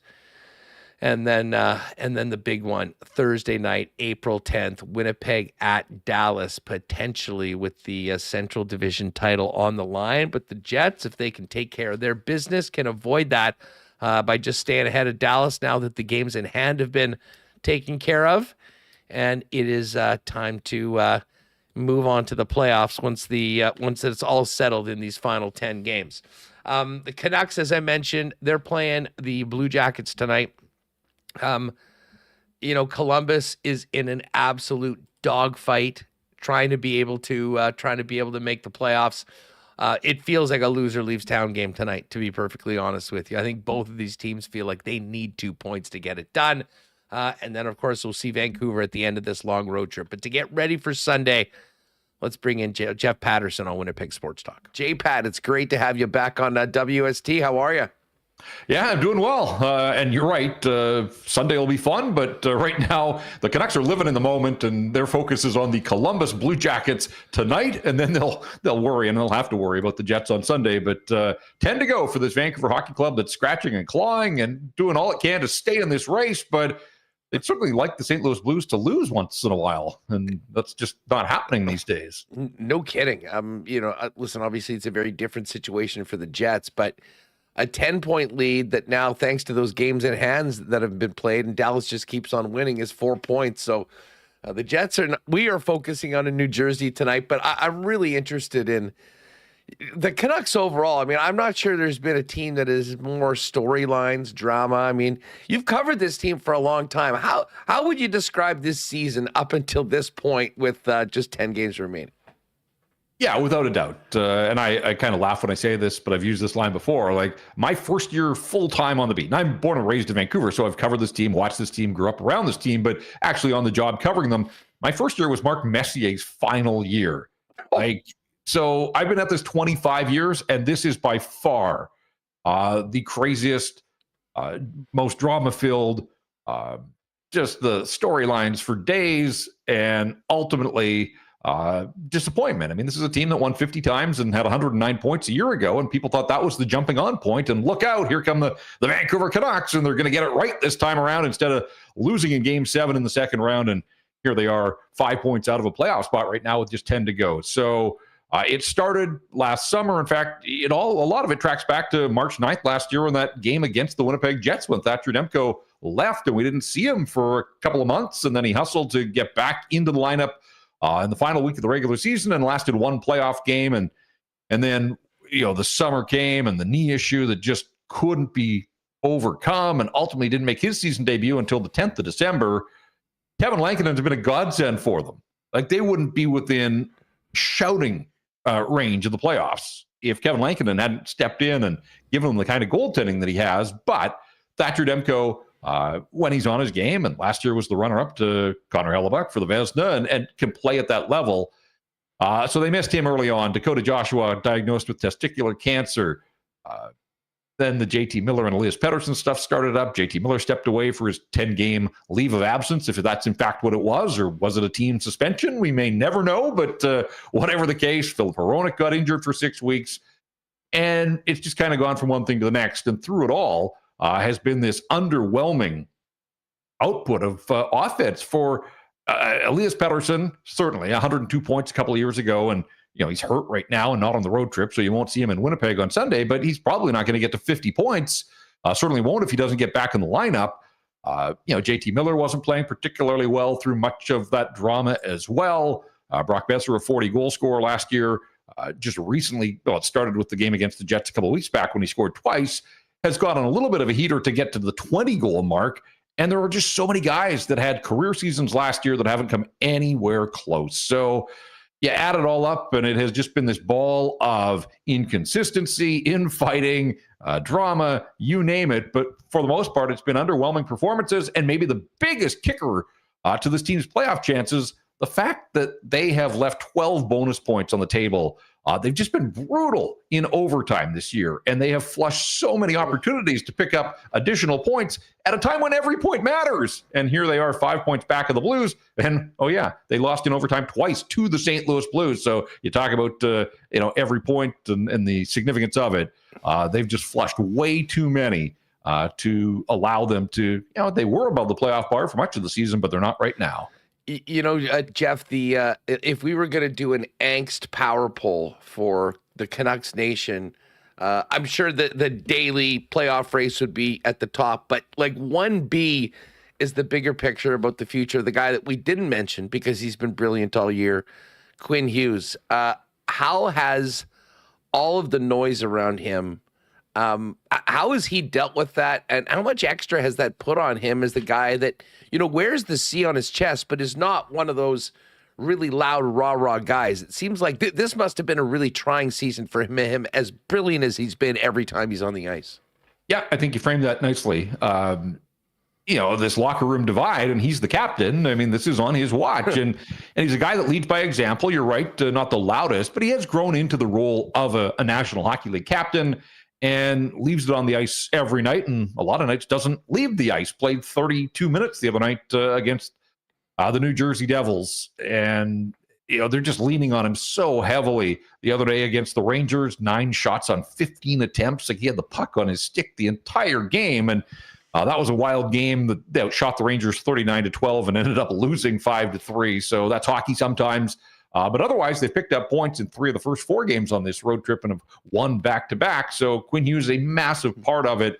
And unfortunately, he got hurt in the game just before Christmas and has missed 14 games in 3 separate sort of 6 games here, 4 games here, and 4 others in the second half of the season that probably derailed his chances to defend his Norris Trophy. When he's in the lineup, he's played at that level, but Cale Makar has been available and doing incredible things, as he always does. And Zach Werenski, the guy that they're going to see on the other side in Columbus tonight, he's having an amazing season. So I think Quinn Hughes will be a finalist, but I don't think that he's going to win his second Norris just because of the time that he missed. But when he's in there, he means the world to Vancouver Canucks. There have been so many people that have done the deep dives on his true impact. And I saw one earlier this week that when Quinn Hughes is playing, when he's on the ice for the Vancouver Canucks, they produce offense at a rate higher than any other team in the National Hockey League.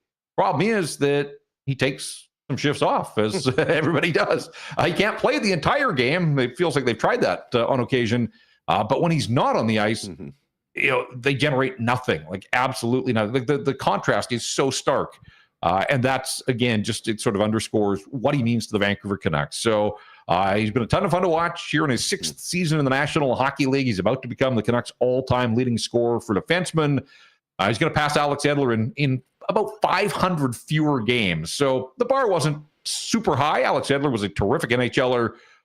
But just the fact that Quinn Hughes has arrived on the scene here and in 6 years and in 500 fewer games is going to become the all-time scoring leader among defensemen that have ever worn a Vancouver Canuck jersey. So, again, just kind of frames what he does and what he means to this operation. Well, and what does he have, 2-3 years left on his deal right now? I mean, they're already worrying about him leaving. 2, yeah. So he's eligible to discuss an extension next summer. And we'll see with a rising salary cap. I mean, he's in a position to basically ask for the sun and the moon and all the stars, and I think the Canucks would have to give it to him within the parameters of the salary cap. But yes, there's always that lure of, oh yeah, his brothers. And, this is a tight family. These guys spend a ton of time together in the offseason. I know Quinn watches all of the Devils games. So people connect the dots here. Quinn has never come right out and said, like, I'm leaving here and I want to go play in New Jersey. Obviously, Jersey would have to have salary cap space to make it happen because he's going to absolutely crush it on that next contract. But the Canucks have come out. They've said, like, they want to do whatever they can to make Quinn Hughes a lifetime Canuck. I think the biggest thing that they can do as an organization is put a product on the ice that convinces him that winning is possible. And they did that last year, but this has been such a huge step back. And now the question is, JT Miller's no longer here. It's been a disastrous season for Elias Paterson in the first year of his 8-year mega contract.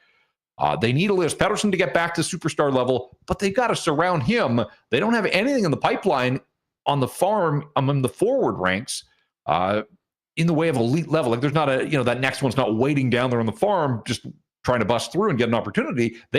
Whatever depth they've got on the farm has been on the blue line, and that's great. They've sort of reshaped their blue line here over the season, and between goaltending and defense, I think you can see signs of what they're trying to put together, but ultimately you got to be able to score in this league. And Elias Pettersson at sort of half the production rate of his highest output a couple of years ago, that's not getting it done. Brock Besser, a pending unrestricted free agent, they couldn't trade him at the deadline because they didn't like the offers they were getting.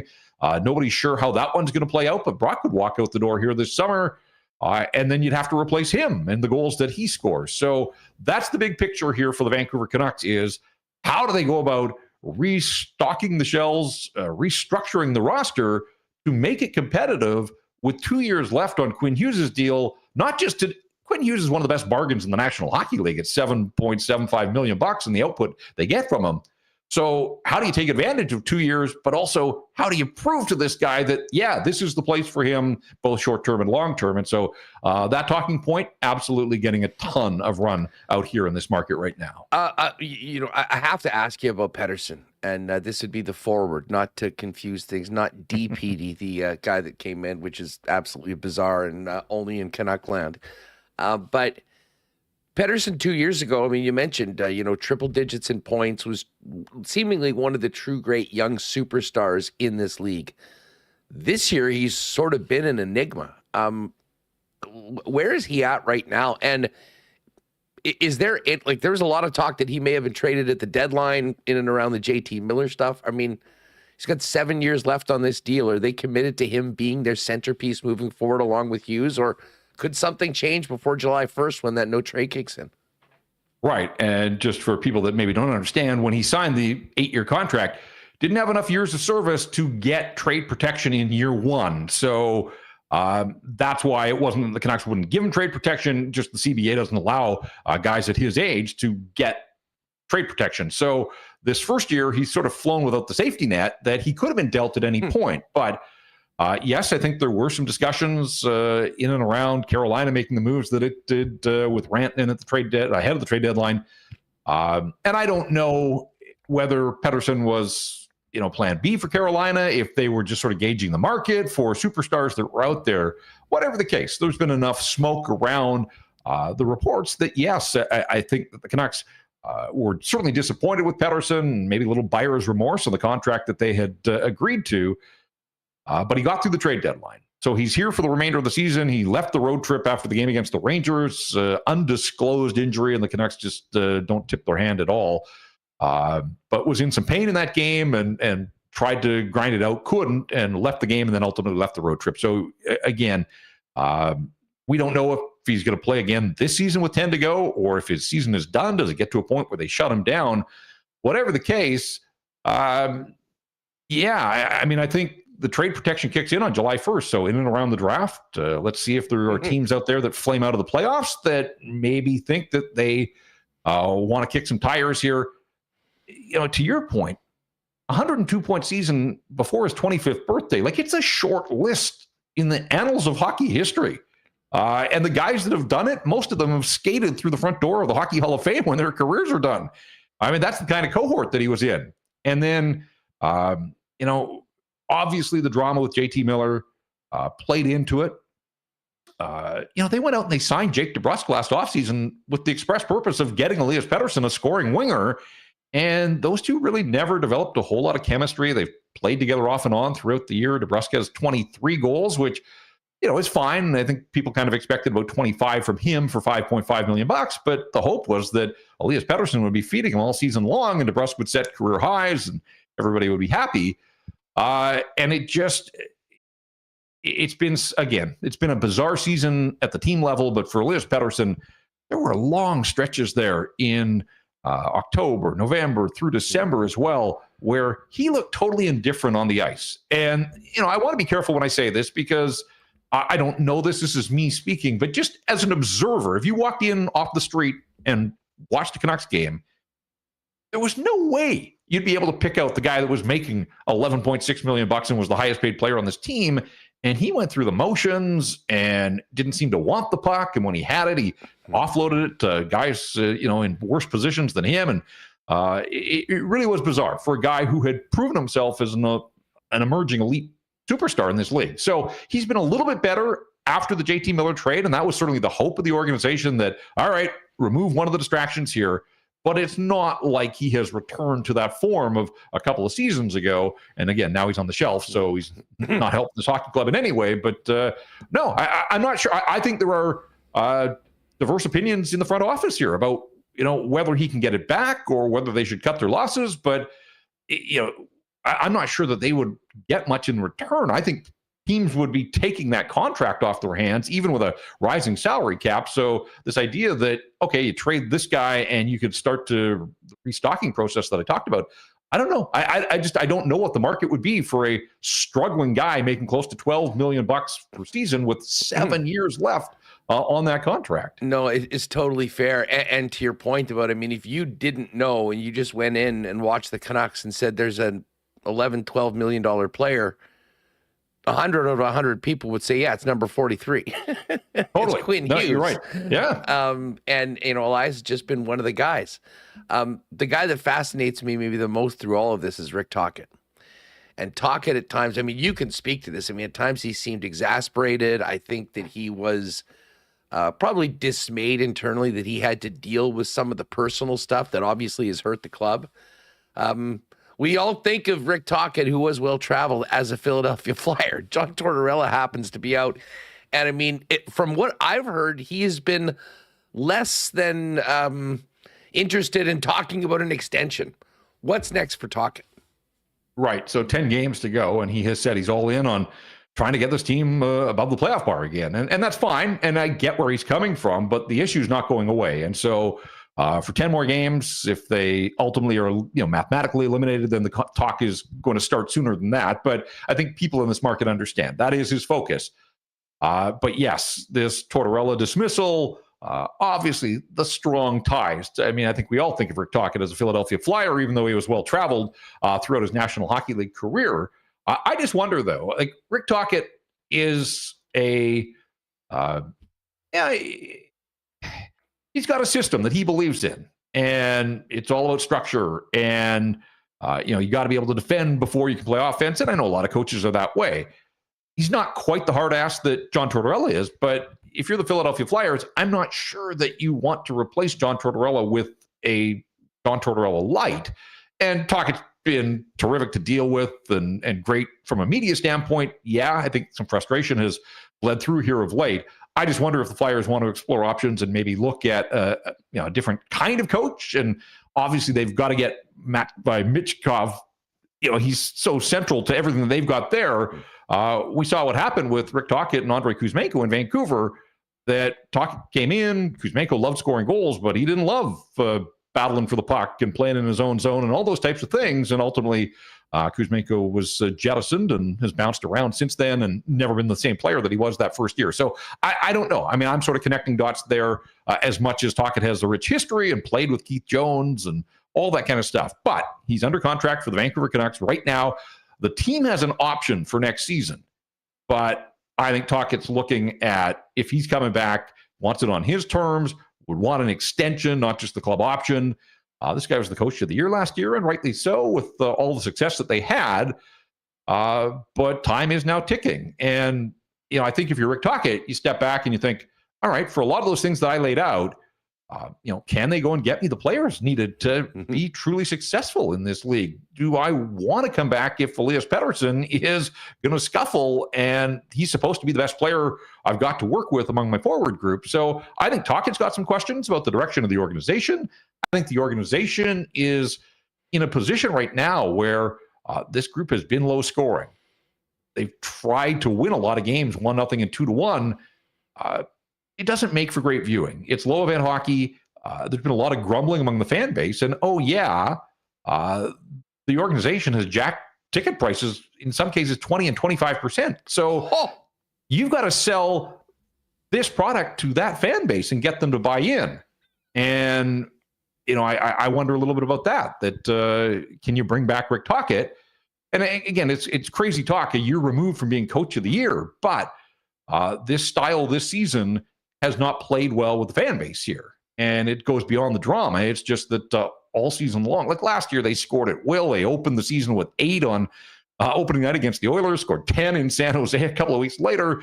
And this year, they just scratch and claw for the most part. 3 seems like a bushel full on most nights. Now, I know they scored 6 against the Jets not that long ago, but I'm telling you, that game came out of the blue. Nobody here in Vancouver saw that night happening the way that it did. So most nights, 3 is a lot, and they try to win with 3 goals. And if they get goaltending, they get special teams, then they can win with 3 goals. But they won a 16-game stretch not that long ago where they didn't crush 3 goals. That's a really difficult way to try to win hockey games and make up ground in the playoff chase. And that's kind of been their lot in life here. So, they're not a flashy bunch. They kind of try to, outwill and outcompete other teams and hope that everything goes right on a given night. And if it does, they have a chance. But, with 10 games remaining, again, it's a massive uphill battle. Not only because they struggle and they're without Elias Pettersson and Nils Höglander and Philip Hedl right now, But their schedule, that's the other part here, is starting with the Jets on Sunday. They still have 2 games left with Vegas, one against Dallas, one against Colorado. Like, even if they're at their best, what are the chances that they run the table against all of those top teams in the Western Conference? Yeah, well, I mean, I can't tell you. I was really impressed, and I've watched a lot of the Canucks this year with their game against Winnipeg. I mean, that was as good as we've seen them in a long time. And you know what? Even without Elias, they've found a way to get some points and stay in it. Unfortunately, the St. Louis Blues just don't lose right now. And, we saw Dallas get that win over Calgary last night when Calgary really did probably deserve to win. And now it seems like, what was going to be a 4-horse race going right down to the end could kind of be over before it ends up. So a real urgency starting tonight in Columbus for the Canucks to get 2 points. Yeah, and it's been funny here because just before the Four Nations break, it really looked like it was the Canucks or the Flames, and we were thinking, all right, one of these Canadian teams is getting in, and that's great for hockey in this country, and at a time when it looked like maybe 6 of the 7 Canadian teams would get to the playoffs. So for a while there, it was Calgary. And then the Four Nations break, and out of the break, I mean, St. Louis, as you mentioned, just on fire.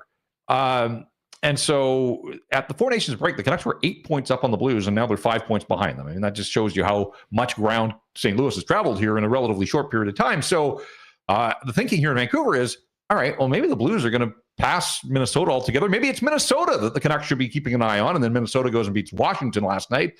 And now there's this line of thinking that, hey, the Edmonton Oilers are without Connor McDavid, without Leon Draisaitl. Stuart Skinner got hurt the other night. They're floundering. Got pounded in Seattle. The Canucks, if they win tonight, 5 points back of the Edmonton Oilers.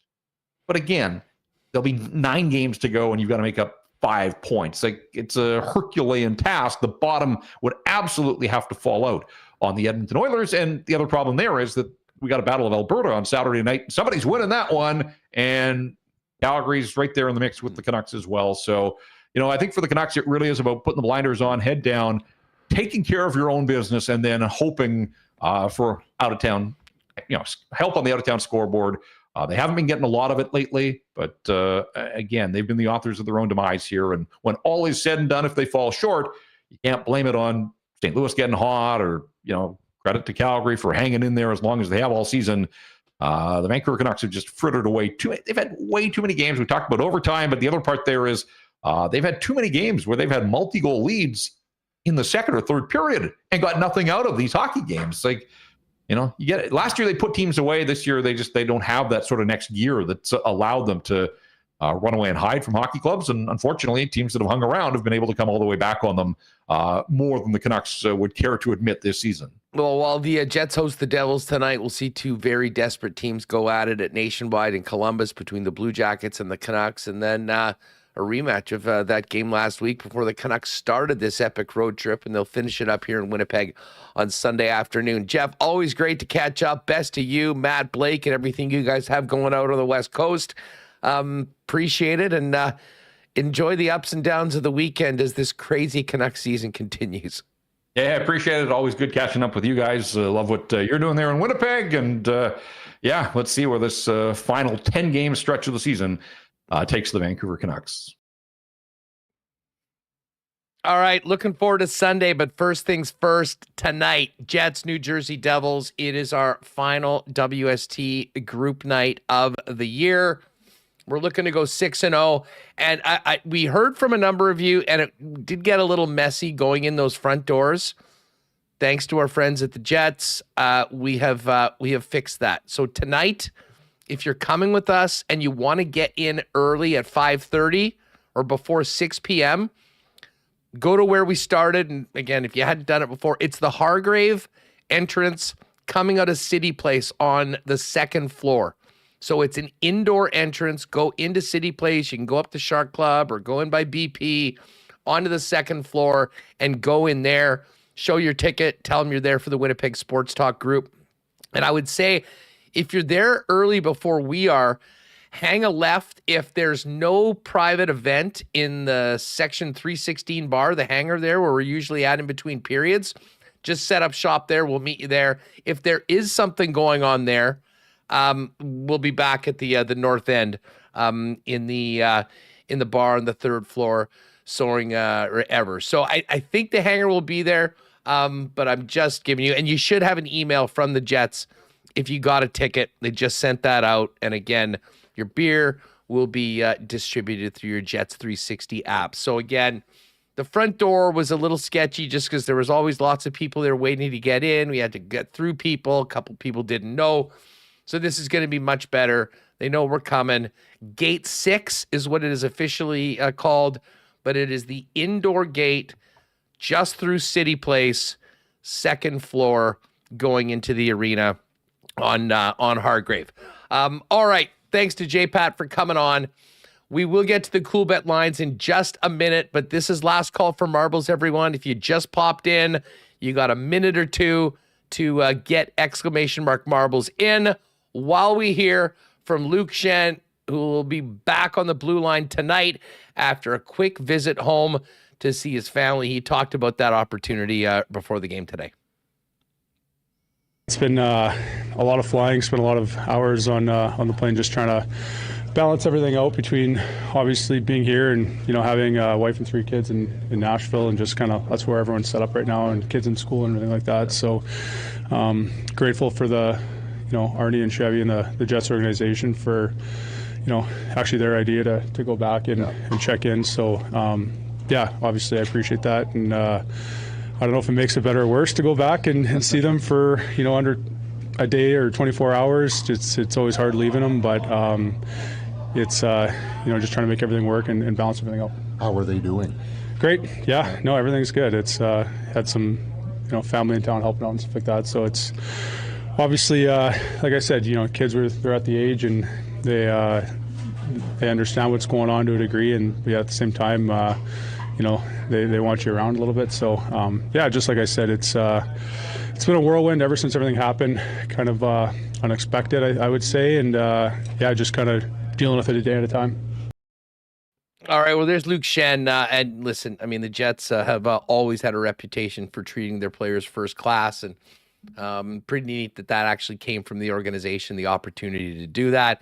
While Luke Schenn is a more experienced dad, Kyle Connor is the brand new dad, will be playing his first game as a father tonight after the birth of his first daughter over on Wednesday night. Here's just one other from Schenn. While he was speaking, they just asked him about his impressions of the Jets' identity through his first few games in the Peg.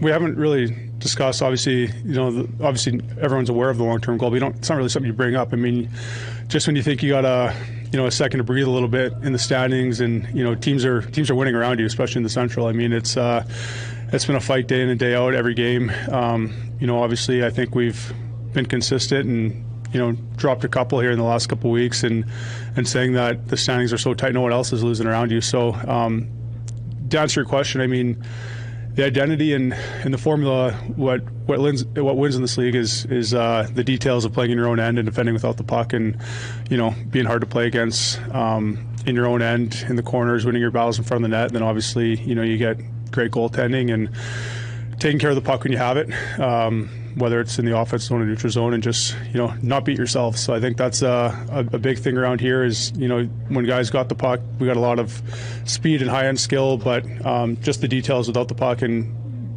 committing to play the right way as a 5-man unit out there is something that I've picked up on, and something I've experienced in the past on a winning team.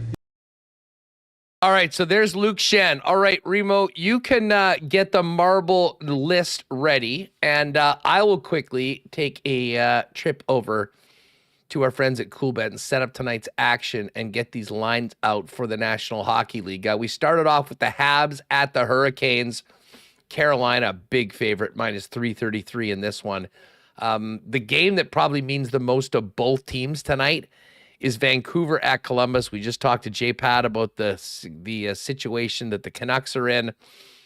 Vancouver is plus 115 on the road tonight. The Blue Jackets are minus 135. And as I said, this sort of feels like a loser leaves town match. Utah got humiliated last night, 8-0 in Tampa. They're in Florida tonight. Brad Marchand making his debut for the Panthers. Panthers minus 244, Utah plus 202. We've got the Golden Knights in Chicago to take on the Blackhawks. Vegas minus 287 favorites. and the Rangers desperately needing a win in Anaheim to take on the Ducks. Ducks have been playing well at home as of late.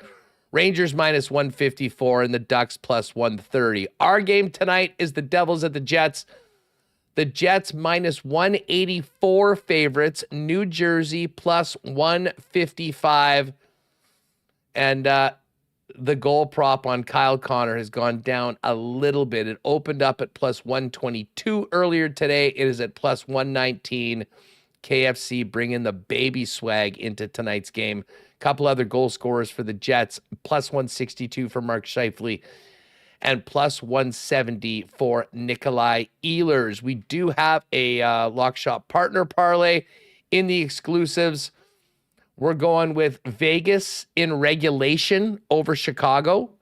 We're taking the Canucks against the Blue Jackets. And we're taking Florida on the puck line, minus 1.5. So Florida win by 2 against Utah. That one is boosted up to plus 673 if you want to ride with us. And as promised, after the incredible win in overtime for the WST parlay on Tuesday, we're back at it tonight. Obviously, we're taking the Jets to win. Obviously, we're taking Kyle Connor to score as a new dad with the baby swag. And I'm in on Cole Perfetti and Nino Niederreiter to each get a point tonight. So we're going to put that together. A Connor goal, Niederreiter and Perfetti each to get a point. Jets to win, plus 1225. That is over in the exclusives tab on the left if you want to ride with me on that one and hopefully go 2 for 2 this week on our Jets parlays. Of course, we got 4 games in March Madness tonight. And the majors are back at it. Let's see if the Jays can get back to 500. Kevin Gausman on the hill tonight. Jays minus 130 favorites at home. Charlie Morton pitching for the Orioles. Baltimore at plus 110. We won't go through all the UFC lines, but I will remind you, check out the promotions tab. They are giving away a trip for 2 to Montreal for UFC 315. And if that deal every week for the UFC is the best. It's basically a bet and get. So you bet $25 on the UFC, and regardless of whether you win or lose, you get a free $25 bet after the weekend. And with every $25 bet you make on UFC, you'll get a raffle in or ticket in to win that trip for 2 to Montreal for UFC 315 in May. So again, details in the promotions tab, UFC on the weekend. Take advantage of that great deal and good luck in the contest. And if you haven't played a Coolbet before, use the promo code WST for a 100% bonus on your first deposit up to $200. All right, Remo, are we ready to go with the little marbles action to kick off the weekend? Oh, yeah, I got to pick the theme song. Hey, I think I might just stick. People seem to like the original. Listen, the original is never a bad thing. It's what started it all. So fire it up. Let's get going. Joey Panks wants the odds for a KFC Hattie. Remo, you get that ready, and I will answer Joey's question. The goal props for Kyle Connor tonight. To score 1 plus 119. To score 2 or more than 2 plus 540. And a KFC hat trick is 20-1 or plus 2050. I actually don't mind that. We may have to take a little sprinkle on the Hattie too, considering the swag that he's coming in with for tonight. But again, just click on the Jets-Devils game, go to player goals, and you'll see your options. All right, without further ado, it is marbles time before our quest to go 6-0 at Canada Life Center today with Winnipeg Sports Talk. But let's get Tristan Rivers to start the festivities right now.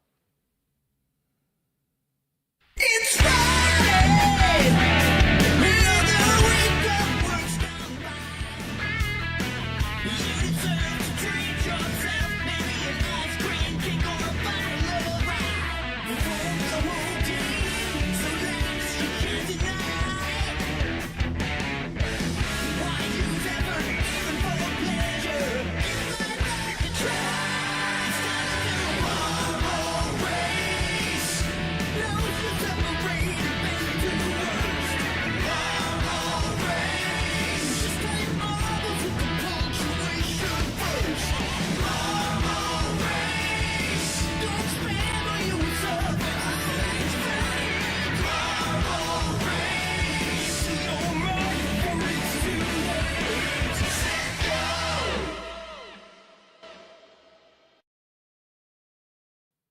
All right, let's do it. Marbles time. Remo, if you could, throw me in all caps. You know who we should give a marble to today? I mean, I would say Kyle Connor, but how about Allie Connor for actually birthing the child? Yeah, I mean, shout out to all the women. moms and the women out there. Us, you had no idea what that all involved before I became a parent, and it's horrible. Did you look it up beforehand, or did you? I have had no idea You just walked in and I had no idea how horrible pregnancy was. So yes, shout out to all the women out there doing the hard work. yes. All right, so let's give Allie Connor one. And how we do the Connor family of 3? Sure. Okay, that sounds right. The Connor family marble. Sure. For the 3. We don't have a baby size for Willa, but we'll get Allie one if she wins. All right. So what's the story? I've heard Remis behind the scenes sniffing around these tracks today. What do we got? Yeah, what are people saying to me here in chat? Who I don't want to. I don't think we're going to give him marble, but I did want to give a shout out to Rutger McGroarty. Got the call up from Wilkes-Barre to the Penguins. He's not getting a marble. Not getting a marble, but hey, I think we got to give Rutger a shout out. He's been leading the Wilkes-Barre Skaters in points since February 15. Amazing what happens, Huss, when you go to the AHL and commit yourself and put in the work, then you can get the call up. So he's earned it. He's playing well. Good for him. And I think we owe a lot to Rutger for what he's done for us in the channel. Come on multiple times. He's right behind Pierre-Luc Dubois and Barry Trotz in the annals of guys that have lit gas on our fire here on Winnipeg Sports Talk.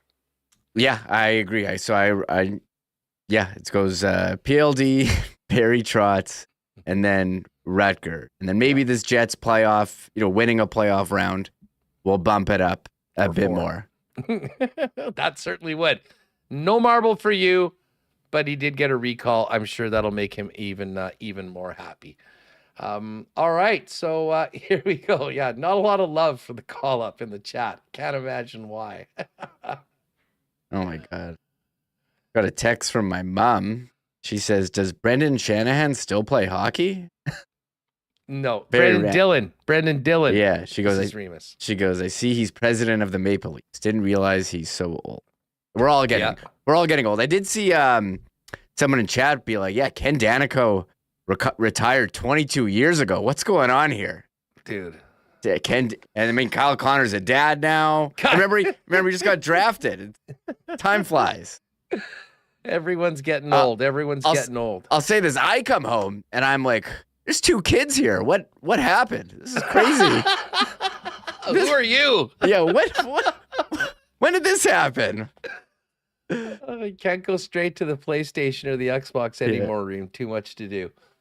All right. Well, good luck to everybody. Again, make sure you're subscribed to the channel so you're eligible to win the WST hoodie. And if you haven't already, please hit that thumbs up button on today's show. We've got how many marbles today, by the way, Remo? We've got over 500. I put you and the Connor family 300. Perfect. Been a lot of people in chat today. Shout out to everyone who's come out and hang out. I think game days are good. Fridays are good. So people want to hang out, get ready for the Jets game. According to Money Puck, fairly big game for the Jets. Dallas keeps winning. St. Louis keeps winning. Should we be talking about St. Louis for first in the Central? Is that even possible? No, they're out. Is that? I guess they're like 15 points back. Yeah, that's not it. Yeah, the Blues, and they've only got 8 more games. So they could, if they won out, if they finished the season on a 16-game winning streak, they would be able to get to 101 points. That would still put them behind the Jets if the Jets lost the final 10 games. Pretty impressive so far. Anyways, 300 marbles today, folks. So good luck to everyone that's in there. What is this course called again? This is a Dillon 70. Oh, nice. So I haven't pulled one of these out in a while. Chill Adventurous Fantasy. From our favorite marble track creator, Dylan 70. If anyone knows Dylan 70, put us in touch with him. He deserves a WST hoodie for putting together so many of these great tracks. All right, there's 300 of you. Good luck to all. May the best marble win. Let's drop them, finish up a great week on Winnipeg Sports Talk, and get ready to get loud tonight at Canada Life Center. Let's go. All right. Big drop start. And boring Sean Monahan seemed to be the first guy down. I see Rick Benson with a nice start going back up. Johnny Bender as well. But we'll see who the first marbles are coming out of the bottom entrance out. And it looks like it's Billy Blast, Key. Doug McFarland's right there in the mix. But Billy Blast is first up today. Whoa. Bullish Bradley. People get popped.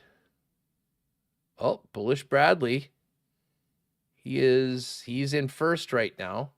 He took a shortcut. It looks like there's a bit of a trampoline out there. Oh, Ross Ransby. Roscoe. Top roped right away. Boring Sean Monahan also got popped. Bullish Bradley is in the orb. Who else is going to get in there? Oh, we're seeing a number. Oh, wow. Bit of a graveyard. Lots of marbles being lost right now. Antoine Gannett is into the orb. Bullish Bradley seems like he's sort of stuck. And a ton of people are getting whacked right off the bat. Marshall Caron is into the mix. Coach Keyser. Liam Anderson. Oh, Fertani just got whacked. Cowboy just got popped. Raz Nahali. But, okay, Bullish Bradley took a long time to get out, but he is out. BA Split. Joey Pankyu. There's quite a few. Okay, so Bullish Bradley, Cruiser, Key, and I believe that's Liam Anderson right now. Also here. Bullish Bradley slowly making it through. Now, is there a bottom side too? Okay, so we have some people going in. Oh, no, those are all marbles that are just getting lost. If you go through the whale, you die. And there's a lot of that so far. Bullish Bradley continuing on in first place. Cruiser 24 and Key in hot pursuit. Well, actually, not really hot pursuit. This has been a slower race, to be perfectly honest. Here comes Bullish Bradley. Cruiser 24 is right behind him. And Bullish Bradley is our winner today. A very interesting track with a lot of carnage. A lot of carnage. Now, they haven't made it through. Lees Anderson actually was in second place. LLM in third. I'm going to have to see this, and this is going to be, there's going to be a lot of marbles that did not make it to the end. I have not seen my marble at any point. But everyone else is rolling through. Everyone that did make it through is now getting towards the end. But your top 10, Bullish Bradley. Well done, Bullish. Hit us up, winnipegsportstalk@gmail.com. Let us know what size you are in a hoodie, too. We'll hit you up and you can come and get it. Lees Anderson is second. Lulu M third. iHeart Gaming number 4. Key had a nice run, ended up finishing 5th. Pesky Nesky 6th. Dan Fan Robertson in 7th. 8th was April Johnson. 9th, Darcy Marchuk. And 10th was Cody Caron. Wayne Bretsky 11th. Not too bad. Who else do we have here? Frankie Fingers. Matt Honer in 15th. Pretty and Pionk. There's big Les Thompson. Les. Top 20 performance. Pretty good. AJ, there's Cruiser 24. Bobby B. Oh, I finished. Yes. 30th. Not bad. Billy Blast in 31st. There's Kekona Logan. Bardo. Winnipeg Chester. Yin Vivian finished. Nice work, Yin. 10A City, Espo, Mike Cochran, Winnipeg, Northside Sandwich, the EST crew getting in there. Dan Jets fan with the X. I like it. Jen Cool, another ESTer. T. Will finished. VR Montenegro. Some of the Edmontoners did a good job in finishing up. Big Uke finished as well today. There's Rob Pepper, Jerry Beluta, Candace Jane. Candace will see at the game tonight. We got Randy Anderson, Mark Mfanasuk, Lock Shop Legend, Rob Mahoney, T204, Matt Jansen. Actually, more. I thought this was going to be less marbles that actually finished today, but I guess this speaks to just how many that we had. There's Brent Batters, Ernie Thiessen, Jeff Bowes, Don Zappi is in the mix. Tom Ramsey and John Pauls, Farmer Brian, Tyson Ducharme, there's Duck Dad, Mike Lay, Accountant to the Stars, Rick Benson, All Caps Kyle, Jason Moran, and then Jeremy Nickerson, the last one to get across the finish line. And then here's the long list of marbles that did not make it across the finish line. 300 marbles, with some of these tracks, there's going to be more marbles that end up biting the dust. Again, everyone, if you are with us tonight and you're part of the Winnipeg Sports Talk Game of the Month and you want to enter early before 6 p.m., go in to the doors on Hargrave, second floor, coming out of City Place. So essentially go into City Place, go to the second floor and go through. That's the doors you're going to want. And then hang a left. The hangar bar outside section 316 is where the crew will be. And then we'll have a couple beers and head into our section, which is adjacent from it. Maybe even get a Jet Dog beforehand. Good stuff, Remo. I'm pumped for tonight. Big game for the Jets. Big game for WST to finish a perfect season. Yeah, shout out to Bullish Bradley. Hopped on some trampoline and got to the sphere before everyone else and hung on. I thought there were some people who were going to catch Bullish Bradley. They did not. 195 of the 300 marbles finished, so like 2/3 pretty much. And I did see among the names, how about this, Kelly Menard in chat. They're in Manila, I think, and it's 3 a.m. there entering the marble race. Listen, we're around. The marbles are around the world. We've had people do it from France. We've had people do it from Mexico. Mm-hmm. And shout out to our friends in Manila. 3 a.m. Kelly and the crew. Hopefully you guys can stay up for the game or maybe get a quick nap in for 3.5 hours.